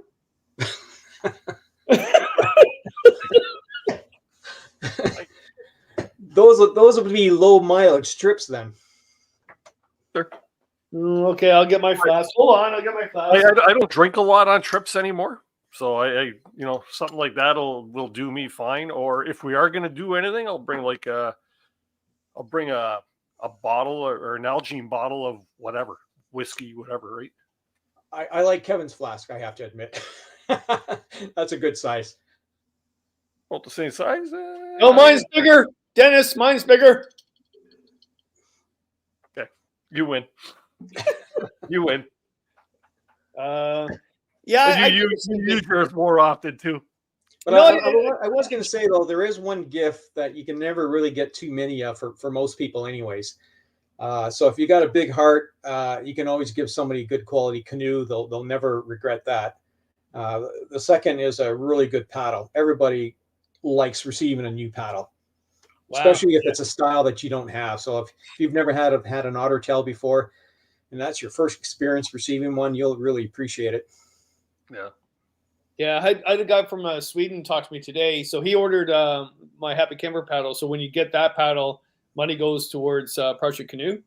And so there's only a few left. So I don't know how much he's going to spend getting it shipped there. But that was kind of, that's, I'm not promoting my paddle because the money goes to a charity or whatever. But yeah, that's kind of a cool gift to do something for someone else. My daughter always told me that Christmas was always better if you give to someone else, and especially if someone you don't know.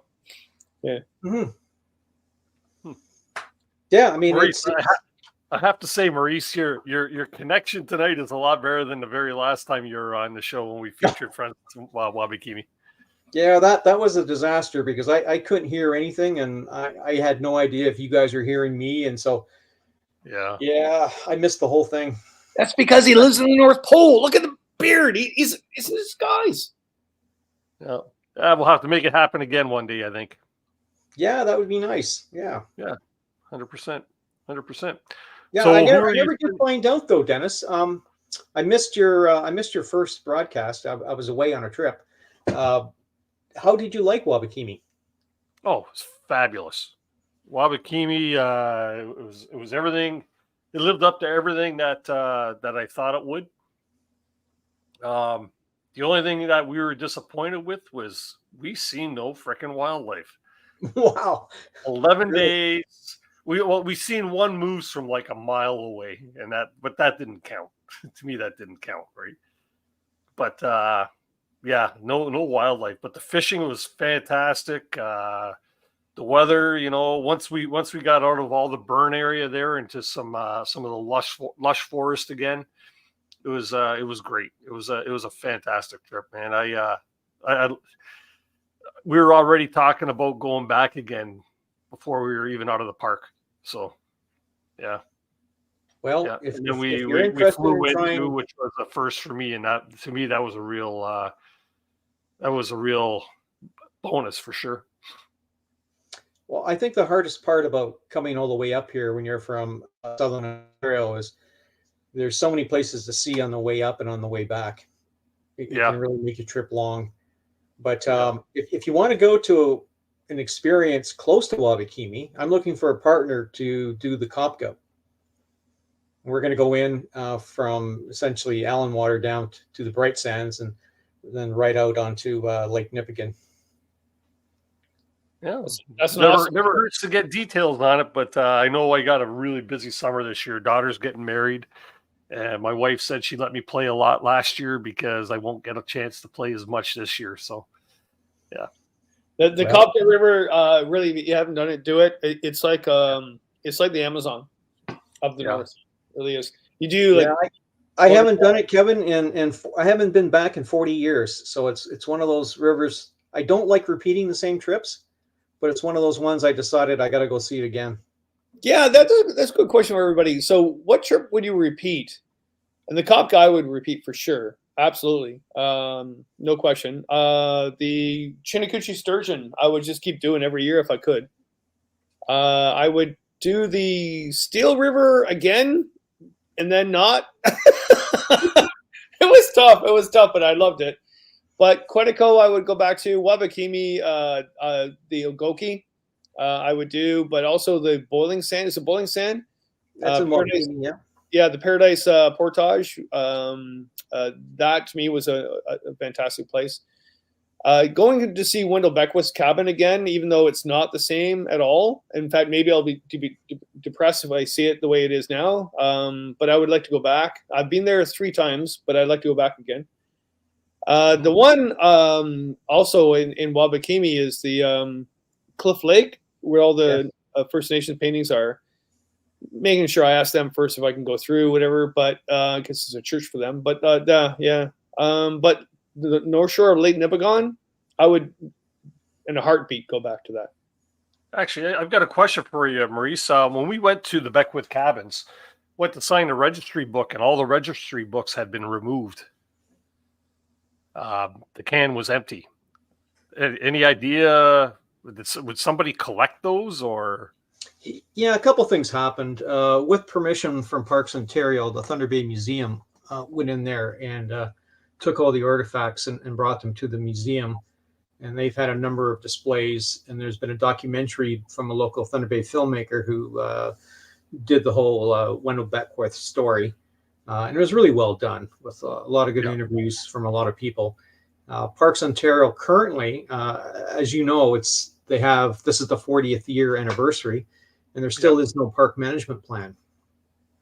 That said, this past summer and the previous year, there has been archaeological work being done on Best Island. And so they're coming up with a plan and to make a decision what they're going to do with it. There's been a lot of suggestions as to what will happen to it.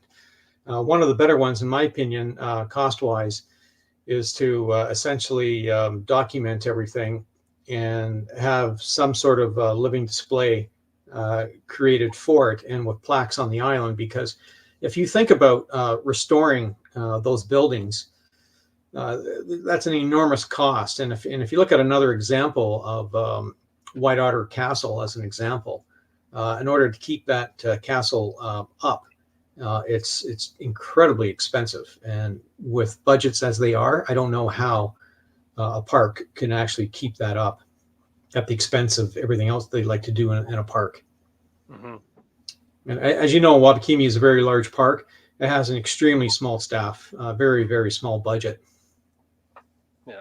Well, I did leave another book there so people can continue to sign throughout the summer. So, did my little part. And you know, the lodge across the lake, across on the island, has been purchased, and the outfitter who purchased it would love to see the cabins restored and maintained there, because it would benefit his business tremendously. Because like White Otter Castle, it's a fantastic story, and it's a story that draws people into the park, and everybody wants to go there to see it. Because why on earth would this crazy scientist from the U.S.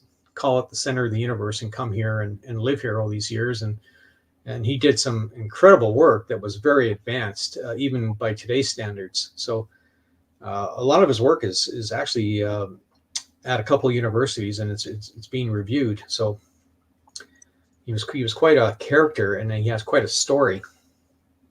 Yep. Interestingly enough, a few years ago, we had our first rendezvous for all the members of Friends of Wabakimi, and we held it 2 days in Thunder Bay and 2 days in Armstrong at Bruce Heyer's Echo Lodge. And while we were in Thunder Bay, it was the unveiling of the Wendell Beckworth documentary. And it just so happens that his family was there. And so we got to meet his family, and we got to watch the film, and we got to look at the Wendell Beckworth display. And of course, there was a lot of lively discussion. We all went to a local brewery after, and we started to discuss what should we do with Best Island and all of the cabins. So it's controversial in terms of what should you do with it. Yeah. Sounds like a show for the future. Yes. Right? Yeah. You can have a whole show on it. Yeah, for sure. Yeah, we'll have to maybe chit chat about that there at the Outdoor Adventure Show this year. Yes. Yeah, get something going. Yep.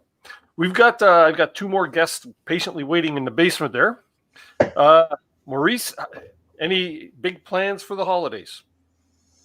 Nothing much. My daughter's coming up to visit. My son is here, and so we're just going to have a good family visit and go out and do local things like snowboarding and cross-country skiing, and lots of good food. Nice. Good stuff. Well, hopefully you're all safe with all that and enjoy the peace and love that the family brings you. Okay, Merry Christmas, guys. Take care, Kevin and Dennis. Okay, say hello to Rudolph for me. Bye-bye. Cheers. Kevin, you're too much. We got 2 in the basement waiting right now. We got Dave Johnson and Rob on the outside. Dave's been popping in and out there, so he's been waiting patiently. So let's start with Dave. Rob will be with you in a few short moments. Mr. Johnstone, the canoe collector. Hey, how are we doing tonight, guys? I know that guy. There you go. Don't hold it against me, though. My wife's got one of those little hats. I thought the little hat you have on the big hat. The little hat you have on the big hat. Yeah, okay. This one is the big hat. If you know me, this is the big hat. Dave, is that a roadkill you have in your head? It is. It is. It was skinned. We had it for dinner. Delightful. Wow. A little ketchup. All good. So, how are we doing Dave, tonight, gentlemen? Dave, what happened when you're after you were on Dennis's show a few weeks ago? Did you walk the streets and wear a hat and dark sunglasses because there's so many people wanting to talk to you? No, I didn't actually. No, it was all good. I really appreciated being on the show. It was fantastic. And there you go. It was a fun episode. I enjoyed that one. It was really good. Yeah. For anybody in the chat that may have missed the episode with Dave Johnson, that was about a month ago now, right? Almost, yeah. 4 weeks ago. Yeah. Go on back and check it out. It's really fun episode there. Talked a lot about the French River and stuff. So, got any big plans for Christmas? You gonna be doing any camping at all, or? No, this year's a little bit of a downer. We've had a loss in the family, and it's not going over too well. So we're trying to make the best of it on the way through. But it was funny. Ben was saying about guitars, and Jay came out and played the guitar, and also stated that it's Christmas and perhaps the show is not entirely about canoeing. So I wanted to bring 2 of these little guys out. I don't know whether you can see them. Okay, those were my father's, and on his, there we go. Cool. They were on his tree when he was a little guy. So they're from 1920. So those are about 100 years old. Don't drop them. Wow. Don't drop them. Yeah. Yeah, I know, right? Yeah. So it's I just wanted to say thanks to everybody and that's a very important part too. You can have your own direction, you can have your own goal, but within this community, we're still family. But you may not always agree with your brother, your sister, your aunt, your uncle, but we're still family. And that's pretty much all I had to say. I want to thanks to everybody, to Ben, Evan, Super Good Camping, Beauty in the Backcountry, obviously Christina, some really, really heads up folks. And just wanted to say thanks. From me, it's appreciated. Yeah, yeah. This outdoorsy community that we have here, we got some fantastic people in here. You know, whether the people we know or the people that we don't know over there in the chat and stuff like that. Everybody's got that support and everybody's got that love, and they all have that passion for what we all enjoy. You know, this is the common thing is we have that passion for the outdoors, right? We all love to share it and talk about it. So yeah, exactly. It's nice to have that support. You know, I've seen like, you know, people on Facebook or Instagram and stuff like that, just even asking advice on different things. And the community steps right up to help wherever they can. You know, I'll give you a case and example. Evan Lefebvre just lost his GoPro, right? And he did a little buy me a coffee campaign, and people are throwing in funds there to try and get this kid a new GoPro. Why? Because he's using that to put out content that we enjoy watching. So yeah, man, it's a great community. Do you know what the most foolish question is? Nope. The one you don't ask. Yep. Yeah. There you go. Pretty much. Anyways, I'm going to cut out, or you can cut me out, and we'll allow Rob some time. But I just wanted to say thanks, hello, Merry Christmas, season's greeting, absolutely all the best. Same to you, Dave. And by the way, I got my hot core, and I kind of think it's a cool tarp. So there you go. Cheers, buddy. We'll talk a little later. Merry Christmas to you and your family. Be good. Take care. Cheers. All right. Yeah, you know, it's such a sincere guy. Dave's an awesome dude.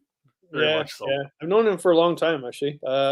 He has some really good statements throughout, and kind of to remind us of things. Yeah. Alrighty. So somebody else has been waiting down here in the basement for quite a little while here. Rob, okay, it's your turn, buddy. Here he is. Hey, it's Rob. Hey. Hey, you. Hey, what's going on? Merry Christmas. Cheers. Hey. Before we start, I just want to say I love Dave, and those last few comments that he made, just absolutely phenomenal. I love him. I love him. You know, talking about family with this community and stuff. Like, I had a whole bunch of plans this year that I had planned and scheduled, and because of a few reasons, everything just got completely dismantled, and my whole last half of my season changed. And I thought I was starting to go down a little bit of a dark road because of it. Because I had talked to everybody about, you know, here's my grandeur plans and stuff, and then everything kind of tanked. And the amount of people who I haven't met, only know through like Instagram, reaching out, you know, like this, like I said, this community is just, I love it. I love it more than I love my own brother. No. That's all right. Yeah. So, what have you been up to, man? You've been a pretty busy boy, even though things may have gone sideways a bit for you. Yeah, I had a couple of big trips planned, and that changed because Josh Uday on the Fly, took me fly fishing about a week before one of my big trips, and I was hooked. and I think Josh and I did 17 trips this year. Wow. One of the trips in 3 days, we did something like, I think it was 400 and some odd kilometers driving from different spots, just to fly fish different rivers. Yeah. So it's a new rabbit hole that I'm in, is this fly fishing. It's amazing how easy it could be to get caught up in something like that. You try it once, before you know it, you're buying all the gear and yeah. But you know what I love about it is your shopping list, right? Yeah, and the thing I love about it too is that, you know, when a lot of people hear fly fishing, they think a lot of guys just standing in a river throwing a line. Well, some of the trips that, like to get to some of the lakes that Josh wanted to fish, it's just absolutely ridiculous. Like, if I didn't like them, we probably would have had words about 5 minutes into some of those portages. Like they were not pleasant, but it's so worth. It was such the payoff was just so worth it. The nature that we saw, the everything was just beautiful. Everything was, I love this province so much. Fly fishing is amazing because it's to me it's actually true fishing, because you have to be good at it or you're not going to catch anything. Anything, yeah. Oh, baby, yeah. That's another thing. Look, we've got a new addition to the family. Say hi. Look at this. Yeah, mwah. She's 8 weeks. Yeah. Is it pooped on the carpet yet? It's, you know what?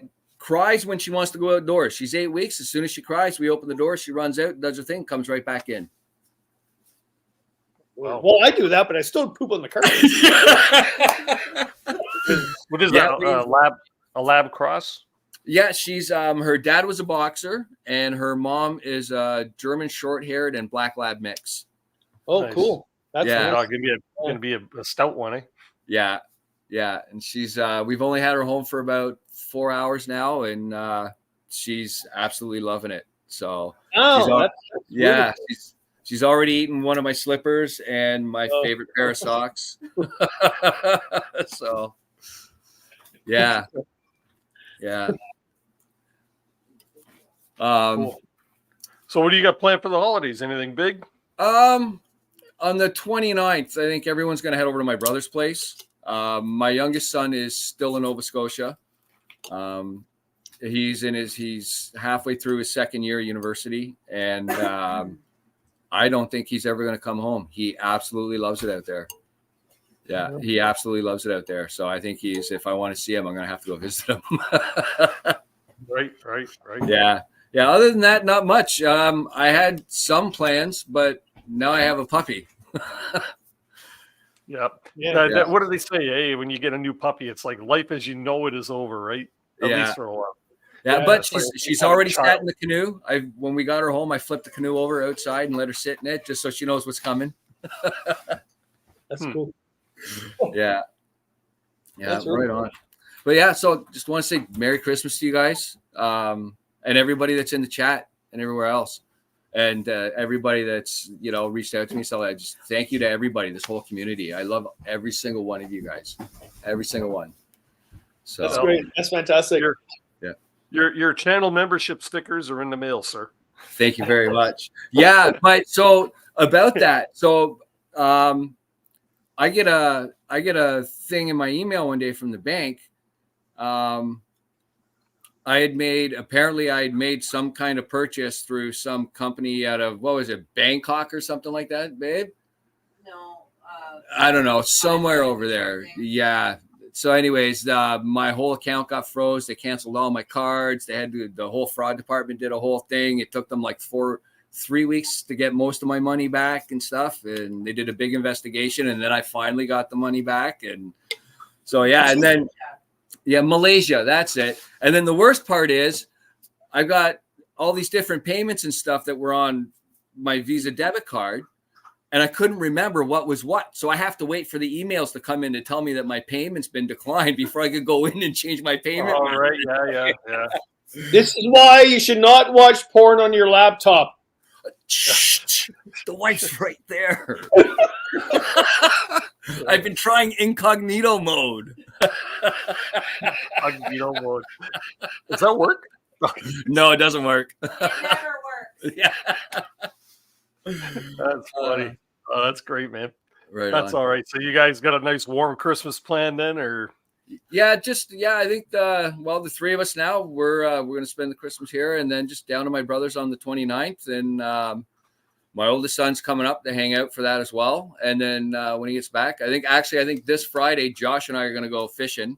I don't know if I think we're going to have to make a pretty big drive because there's not much ice left around here. We had rain for a couple of days, and it was +7, +8 the other day. So we finally got some snow last night, but Good stuff. yeah. Good stuff. Congratulations on that buck. I know you put a lot of work in on getting that boy, eh? Thank you very much. Yeah, that was a long time coming. I'd gone out hunting with buddies before in like group parties, and somebody always gets something. I never really had. And then I decided 3 years ago when Sabrina and I decided that we were going to try to, live not really off grid, but sustain ourselves. I ran out into the bush, thinking it was going to be super easy. The first year was awful. I got attacked by a pack of coyotes. The second year, I really started paying attention to what was going on and learning what I had to learn. And then this year, I did even more research. And I've said this before, is I don't know what I love more, is the payoff of the last 3 years or the education and this connection to my soul that I feel being out there, learning about the landscape, the surroundings, the deer's habits, their habitats, and what they, when they eat, when they don't eat, when they're traveling. It's like, it's been such an education for me. And then on top of that, the bear education that I've got this year as well. It's been absolutely unreal. There's actually not far from us here, Ragged Rapids, there's actually 2 big bear that are still roaming around. I've gone in there a couple of times and seen their prints still pretty fresh. So, but yeah, I've had a couple of run-ins with bear this year too, out hunting in Crown Land, and surprisingly, it's been more beautiful than anything. So. That's good. Yeah, today, Rob, I was out with the students in Oshawa, my Oshawa group. It was my last day with them. And we're doing tracking because the snow had come. And so, Oshawa, like there's only one little woodlot we can go to near the high school. And that's all we got, right? Yeah. And we're there. And all of a sudden, a bunch of crows came down, about 7 of them, and just going nuts on something. And I have 40 students in Oshawa, like way too big of a class, but whatever, I deal with it. And they're a good group. And I say, guys, just everybody freeze right now. So there's 4 of them just freezing. I went, something's going on in that valley right there because the crows are calling on something. And I'm pretty sure it's a coyote. And I look over and I see coyote tracks. And the one guy, Ismail, I forget his name, Ismail, a great guy. And he goes, Kevin, how do you know that? I went, well, it's not a dog. They're running in a straight line. So that's a coyote. That's not a dog. And those crows are going nuts on something. It's got to be a predator. Yeah. And freaking awesome. This freaking coyote jumps over the creek right in front of them all. All 4 of them, right? In the middle of Oshawa, right? And it was mid morning. And Ismail goes, that was awesome. Yeah. Imagine these kids have never seen anything like that before. And it was so cool. And the idea of actually being connected to the outdoors and that environment, like when you're out hunting, you know what's going on in the woods, like everything's going around you, right? The jays are calling. So the jays are calling for some reason. They're calling because that you're around, right? Yeah, and you know what? I've never been a bird watcher or anything like that. I love them, and when I've been on like in Algonquin, I saw a cardinal. I hadn't seen a cardinal in years. I saw a cardinal that I've never seen a cardinal that big before in my life in Algonquin. It was absolutely beautiful. But yeah, being out hunting, I have noticed that I'm starting to fall in love with birds, because if they're not telling the rest of the wildlife that I'm there, they're telling me that something else is coming. And it's I don't know. Like I said, I've never been a bird watcher. Like, I love birds. I think they're beautiful. It's part of nature.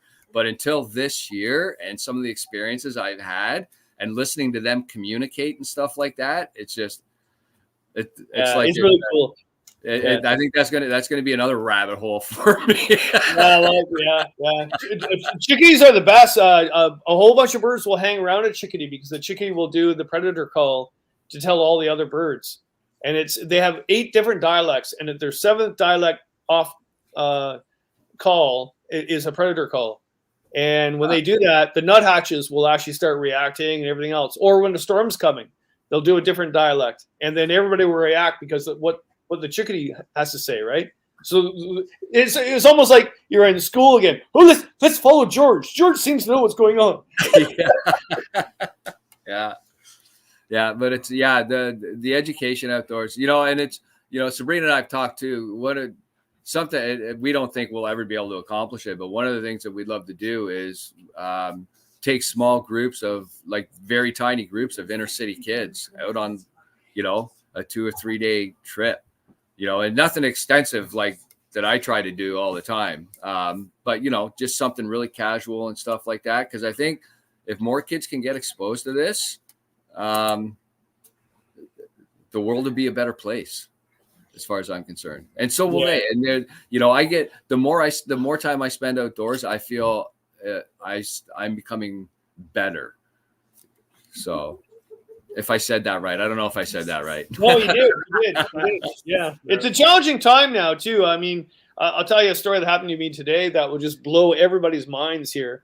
So the outdoor ed program in Oshawa is having problems because the Durham board doesn't want kids outdoors because it's dangerous, right? Because of that incident that happened in Algonquin 2 years ago, right?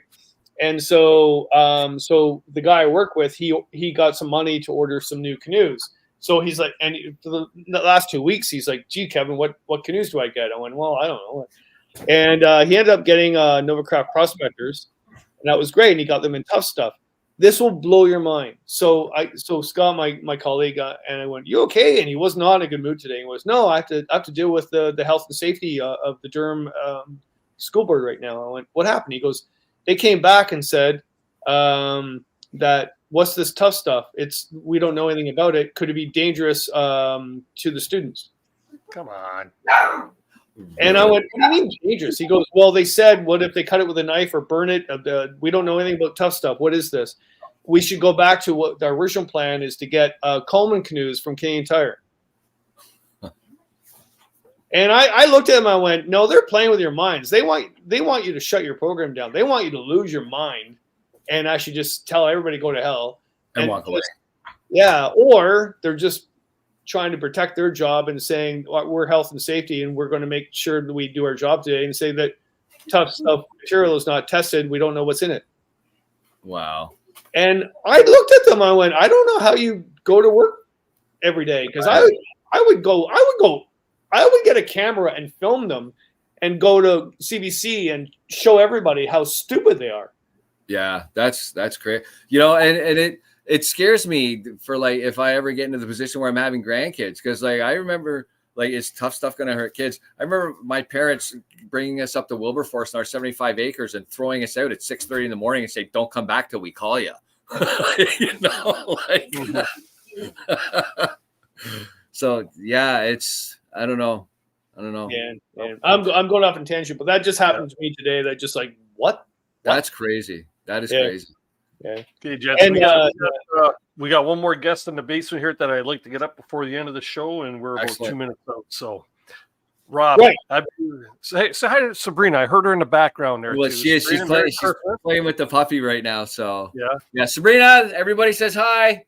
She's cleaning up the poop on the carpet. Yeah, actually, she's cleaning up all the salt I spilt on the floor from tanning the hide. Oh, geez. Yeah. Nice guy. Yeah. Anyways, man, you have yourself a very Merry Christmas. Hopefully everything's all safe for you, and good luck out there doing some more of the fly fishing. Thank you. Right? Yes, sir. They're relaxing. Merry Christmas, guys. Have a safe holiday. Cheers. You as well. Yeah, it's amazing how much you have you ever hunted, Kevin? Yeah. I a lot when I lived up north, especially the First Nations. That's what you did because you had nothing else. Right. Yeah, and then when you get away from it, you get away from it. But I small game hunted a lot more after the fact. But moose. Best thing I've ever ate up north was a moose nose cut off and cooked on the fire. It's full of fat. It was minus 40. I was with these First Nation guys, and that's the first thing we ate, and a beaver tail. And I went, "Why are we eating this?" And it's because it's full of fat. Wow. Let's see if this guy in the basement's ever eaten a moose nose or a beaver tail. Have you ever eaten a moose nose or a beaver tail, Nate? Oh my Lord! Not yet. He's a young. Merry Christmas. He's looking like a young Santa Claus. What's wrong with your nose? What happened? What the heck? Oh, I got in a fight with a little wheelie cart yesterday morning. A wheelie cart. I was taking a wheeled cart down from a rack, and the rack slipped, and I took the edge of the cart right in the schnoz, which was super fun. No, you're lying. You're lying. You said something wrong to someone in Huntsville. No, I'm too old. I'm too old for that now, Kevin. No, you went up to someone in Huntsville and said that Northerners suck. Huntsville is not Northern Ontario. We all know that here. So how long before the shiners start to kick in here? Are they started already, or I don't know. I think they've kind of started. I'm really hoping I've avoided the worst, because I didn't break my nose. It got pretty close. I think the cut on my nose could have probably used a couple stitches, but I'm just keeping it bandaged, and I'll be okay. Well, you know what? I don't think you even got hit. You're just putting that on to make yourself look sexier for the holidays. No, I can show you if you want. I actually do. Yeah, show us. Let's see here we go. Oh, let's go full screen on this. What the heck? Oh, get the puke bucket ready. Well, hopefully, last night it was still bleeding. I don't know. Whoa. That's just a pimple. That's just Nate. That's just a pimple. Nice. You have a pimple. There we go. Well, that's pretty good. That's a good shot. Yeah. Okay. Yeah. I can't disoriented at this point. Yeah. Oh, I see a little color in the eye, in the bags under the eyes there. Why can I not? Opposite direction. Left is right. Right is left. You know, or Nate, you were just changing the diaper on your kid, and they kicked you. There we go. That's better. Yeah, it's bleeding. You better put that back on. Oh my goodness, nice one. Yeah. Anywho, all the things we don't do to ourselves, right? Oh, Merry Christmas! Merry Christmas. Actually, you know what? I have absolutely nothing to complain about. It's been a fantastic year for me, and I just wanted to pop on really quick and say a very Merry Christmas to all. And it's been I've had a great year in my outdoor adventures this year. I went on a couple fantastic trips, not only winter camping, but spring, and then a little bit in the summer as well. So I have a lot to be grateful for that way. And then my partner and I had a beautiful baby girl in September. And then I went through a big job change in July, which was a pretty big deal. And then I've recently gone through another very big job change coming up in the new year, which I'm not going to say anything more about quite yet. Kevin knows, but it won't be official till January 8th, Kevin. So, but it'll be very much outdoors oriented, and with an organization that we all know. And he's the next prime minister. Prime minister. I'd vote for you. Yeah. Well, I wouldn't take that job. You couldn't pay me enough. No, thank you. Oh, I'm sure. Heck, man, with what he's being paid, they could pay you enough. Yeah. But yeah, anyways, it's exciting things on the horizon for the new year, and it's been a wonderful year in this past year outdoors and in my life in general. So I've got a lot to be thankful for, and I hope everyone has had the same and has some great plans for Christmas. So, well, hey man, you got a new baby at home, and that right there is the pinnacle for Christmas, man. Healthy baby girl, 3 months old today, going into the first Christmas. I really can't wish for much more than that. So that's cool. Yeah. That's cool. Yeah. Now, Nate, because you've worked at an outdoor retail store before, and you are an outdoor enthusiast. Yep. If you had to go up to someone random on the street and give them an outdoor gift for Christmas, what would that gift be? This year, with our lack of snow seemingly just about everywhere. Oh, like what are we talking about, Kevin? Are we giving away like Swift canoes here, or are we just Let's say you all of a sudden your new job brings you millions of dollars, and it doesn't matter what you give, but it was a random stranger. You just said, "Okay, Merry Christmas. Here's an outdoor gift." What would it be? Oh, I'd give everybody a canoe if I could, 100%. However, on a slightly more practical level for this time of year, et cetera, and people, really wanting people to still get outdoors, even with this sort of lack of snow we're experiencing in most parts of the province, I think it'd be a really nice pair of cleats. That's a good idea. Now, what if you have the opportunity to sit beside Santa and the elves before Christmas? Yeah.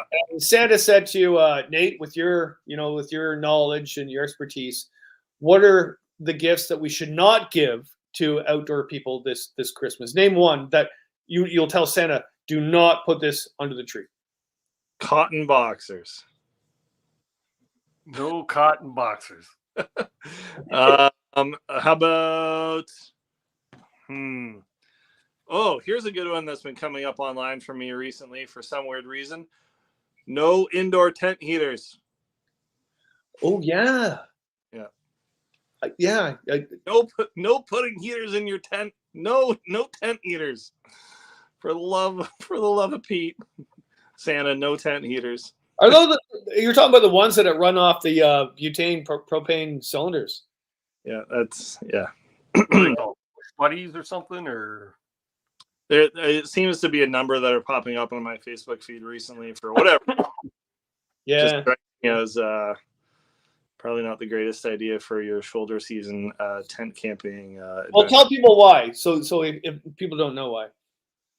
Well, it emits a poisonous gas over a long period of time where you might find yourself very comfortable falling to sleep at a sort of nice gradient temperature, and then you may just never actually wake up. Yes. Oh, Merry Christmas. That's not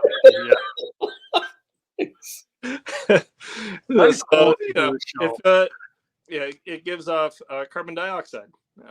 Carbon dioxide is a byproduct of burning isobutane within an enclosed area. Okay. So, well, Merry Christmas, Rocky. If you're, this might be a very good year for cold tenting with our lack of snow. There's many ways you can go about being very prepared to do that without needing to use an indoor heater for your tent and still be comfortable and warm. And this might be a great year for all of us to try that and be well prepared for it, because we may not see a whole bunch of snow ideal for hot tenting until maybe January. But it will come, though. It will come. It'll come. It always does. So, point of fact, last year we had a whole ton of snow for Christmas, and then it all melted and went away. And I was speaking with a friend last night who works at Arrowhead Provincial Park. Just to give you some perspective, the Arrowhead Provincial Park skating trail, which is a very, very busy attraction north of the GTA here in Huntsville, did not open until mid-January last year. So there's still lots of time for winter adventures and activities in snow and cold temperatures.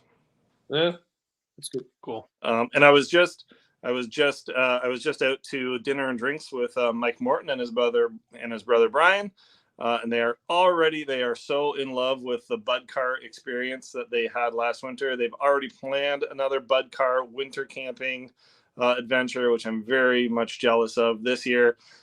So maybe if you still have time to put that on your to-do list this winter, that's a good one for sure. Yeah, it is. Yeah. Good stuff. Cool, man. Are you going to be able to hang around for the green room, Nate? Yeah, I should be able to for a couple minutes for sure. Okay. Well, I'm just going to close out this Christmas special, and we'll see you in a few short moments. Merry Christmas to you, Christine, and of course, River. Right? Thank you very much. Awesome. Thanks very much, man. Well, Kevin, it's been a very festive and glorious evening. And I'm having this. This is lovely. Oh, nice. Yeah, I'm still drinking more green tea. Cheryl brought me down another refill of green tea here, and I'm drinking more green. I'm the last 3 weeks I've been drinking. I'm off COVID, but I still have the after effects. Did I tell you off screen? I think no, I told you on screen about losing my sense of smell, taste, whatever. Yeah, your eyes, whatever. Yeah. Yeah, but I'm good. I'm good. That marijuana story is actually pretty funny, though. Oh my God. Yeah. Yeah, right beside me, smoking up, and everybody doesn't know. Kevin. Yeah. Oh well. Well, sir, what's the one thing that you would love to have for Christmas? I want to say love and peace in the world because everybody wants that right now. Cheap groceries. Yeah. But to be quite honest, my daughter actually reminded me of something really nice the other day. So her and I went to the Callan Christmas, and I drove her back to her place in Hamilton, and she reminded me about what Christmas is all about, or just what the world is all about. So she has roommates, 6 roommates in her house, and second year at university. And I don't see her that much because of that, but whatever. We're chit chatting on the way home, and it's like really late at night. We pull up in the driveway, and her friends are all playing a board game on the table. And she goes, "Dad, look at that! Isn't that beautiful?" What? My friends, my roommates, they're all getting together and conversing and having good time together. That's just beautiful, isn't it? Yeah. You're happy here? Yes, I am, Dad. So that was my present for Christmas. To see that it's amazing. Yeah, that's awesome.